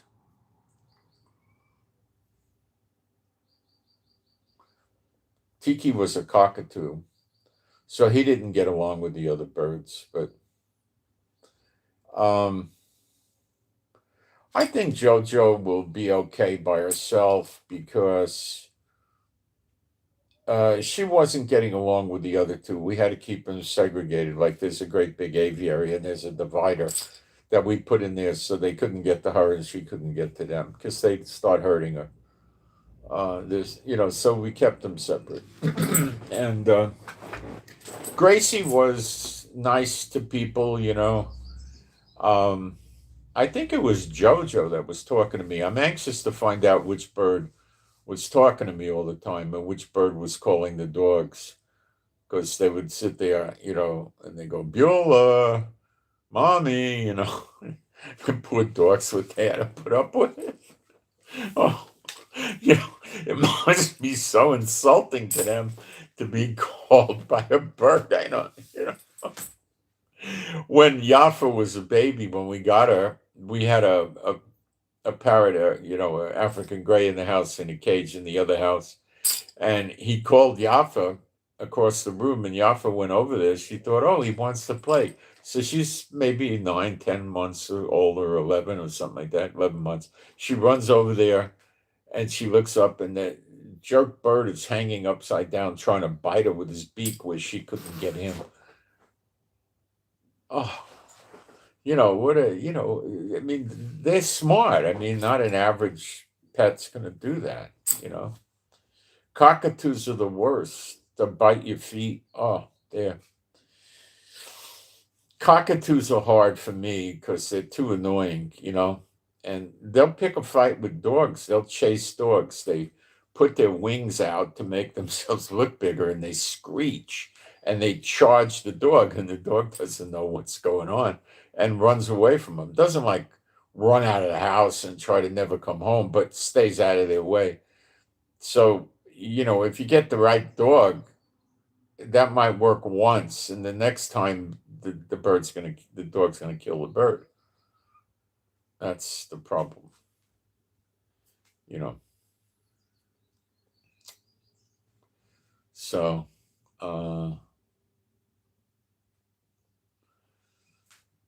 yeah, that's what's going on. So, anyway, pray for me that I get through this. We're getting the assistance in Israel, public and private. There's a lot of different avenues to go and different paths to take, and we're doing it. Israel's to a great extent the social government, very much. Okay, not like America, very much social government. And because of my age and disabilities, I qualify, but then you got resistance from some of these entities will try to run game on you and get you to not do it or get you to get turned down. They don't come here and sit there and try to help you get it. The opposite, you know. They go the opposite direction. That's not good. I don't like that. That's not good. So uh, I'm pretty good at it. One thing I'll tell you, with artificial intelligence, it will give you sometimes wrong information. It can, okay? Like I'm asking it to, how do I do this on my iPad? How do I make it do this? And I can't find what the heck it's telling me, and I tell it, you're giving me the wrong information. It's not there. And then it rethinks itself and says, oh yeah, you got to do this. So what I do is I have 3 AIs. Okay. I use Chat GPT, a paid version. I use Grok, a paid version. I need this for work to verify news stories and things like that. So, and then I have a free Gemini I use. And I run things through 2 or sometimes 3 of them to make sure I get the right result, the right answer. And if you do 2 of them and they both agree, the chances are 99% is correct. If you do 2 of them and one agrees and the other doesn't agree with it, they don't coincide in their information, then I go to the third one. And then you could go to a website called Poe, and they got more AI you can use for free, a little bit for free anyway. And you try that, and you can put it in a 4th or a 5th one, and you just add them up and see. So you could have it interpret the law for you in any country. So you can use it in Israel. Now, most people can't. In Israel, I talk to Israelis that were born here, and they can't understand the legal terms for the law. Most of them can't.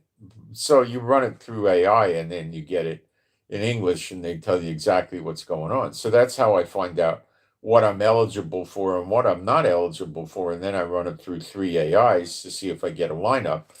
And then I know what I got going. So I know I'm in good shape, but I know that they're going against me. First of all, I'm an Anglo, and they don't like Anglos in Israel. Not everybody, many don't.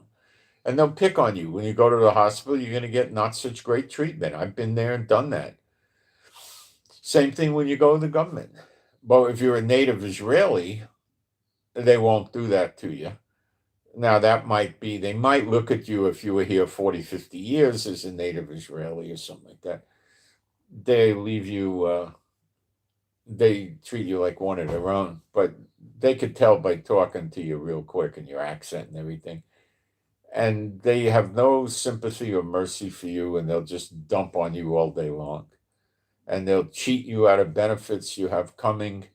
And yes, it's very bad here. The Satan bots run this place. So we're going to stop that, okay, with the keys to the kingdom. If you believe, and you're true believers, and you believe, it's going to get done by our Heavenly Father, Jehovah, and it's going to stop. And then you'll be able to come over here, because you can't come over here now because The ultra-Orthodox influence the government so much they won't let you here. They don't want you here. Okay? So we could change that. Let's try anyway. I'm pretty sure we will. Remember, we're fighting in the spirit. And when you fight in the spirit, you're going to most likely win. You can't go against God's will. But this is recompenses over the controversy of Zion. And the people that run Israel are opposing Jehovah. They're not on his side. They don't want more Jews coming here. They don't want Israel to be the head of the nations. They want Satan patting them on the head, giving them attaboys for being self-hating Jews. That's what they want. And that has to stop. And they're transactional. God doesn't care for that. God doesn't. It's insulting. I don't believe he's not going to work with us. And it might be the reasons end times isn't moving as fast as we'd like it is when not doing this. Maybe that's it. I don't know for sure, but maybe that's it. And if we start pushing this forward, then he'll say, oh, they finally want it and they're working for it, so now I'll give it to them. Instead of just sitting back and saying, oh, Lord, when you're ready, do it for us. Instead of that, take the keys to the kingdom and open up the doors to the kingdom and walk in and have the kingdom. But without the keys to the kingdom, how are you going to have the kingdom? You need the keys to get the control of the kingdom. I'm not talking to you like a church talks to you or a Messianic congregation. I'm talking to you like the way your Bible talks to you. Difference, big difference. Doesn't sound like the church, does it? Well, that's not the fault of the Bible. That's the fault of the church. The Bible's the true church way of operating, is it not? Of course it is. So when you see the churches operated in grievous sins that are big enough to keep you out of the kingdom of heaven, they're not real. They're impersonating being the church. Because they're not coming under any conviction. The people that attend or the people that run it, no conviction. If I'm doing something wrong, I get conviction. And you know you do too.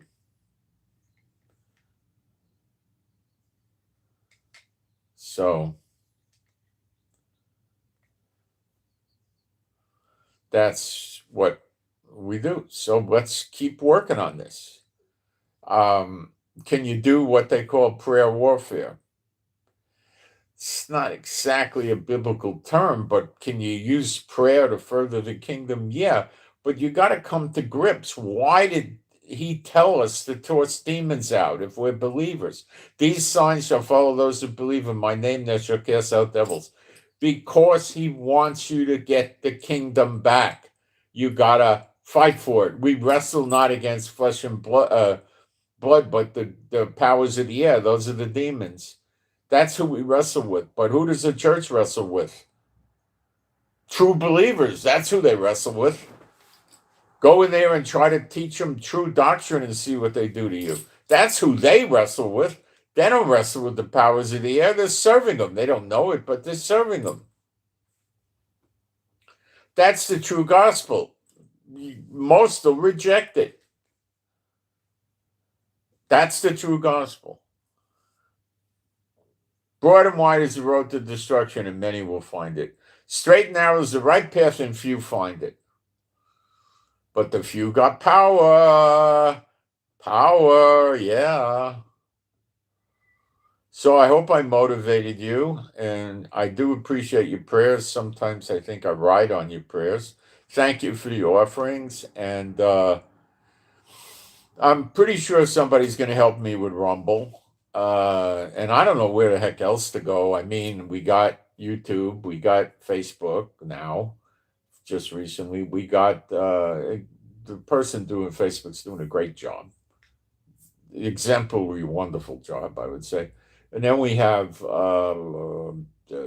Telegram, and we have Twitter, and Twitter's hard as, getting anywhere in Twitter is like, ice skating uphill in a headwind, So we'll try Rumble, and I don't know what else to try. Maybe Instagram, but I'm confused as how to do it, as well as TikTok.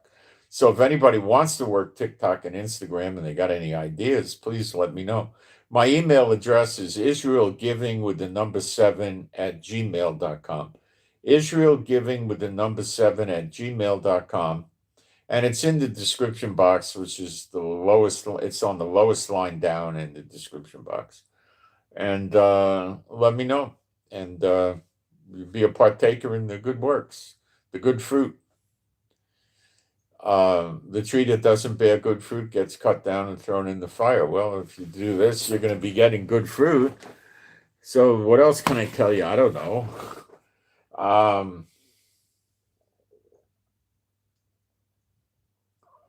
And that's what I got. So I hope you got something out of this. I'm keeping up to date on the Iran thing all day and night, not in the middle of the night, but until I go to sleep.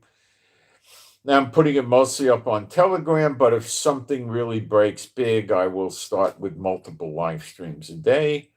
And I send my shalom to all those who love Yeshua HaMashiach and Father God Jehovah. And I am out. Thank you for the offerings, and I'm out. Wow, this ran over too long today.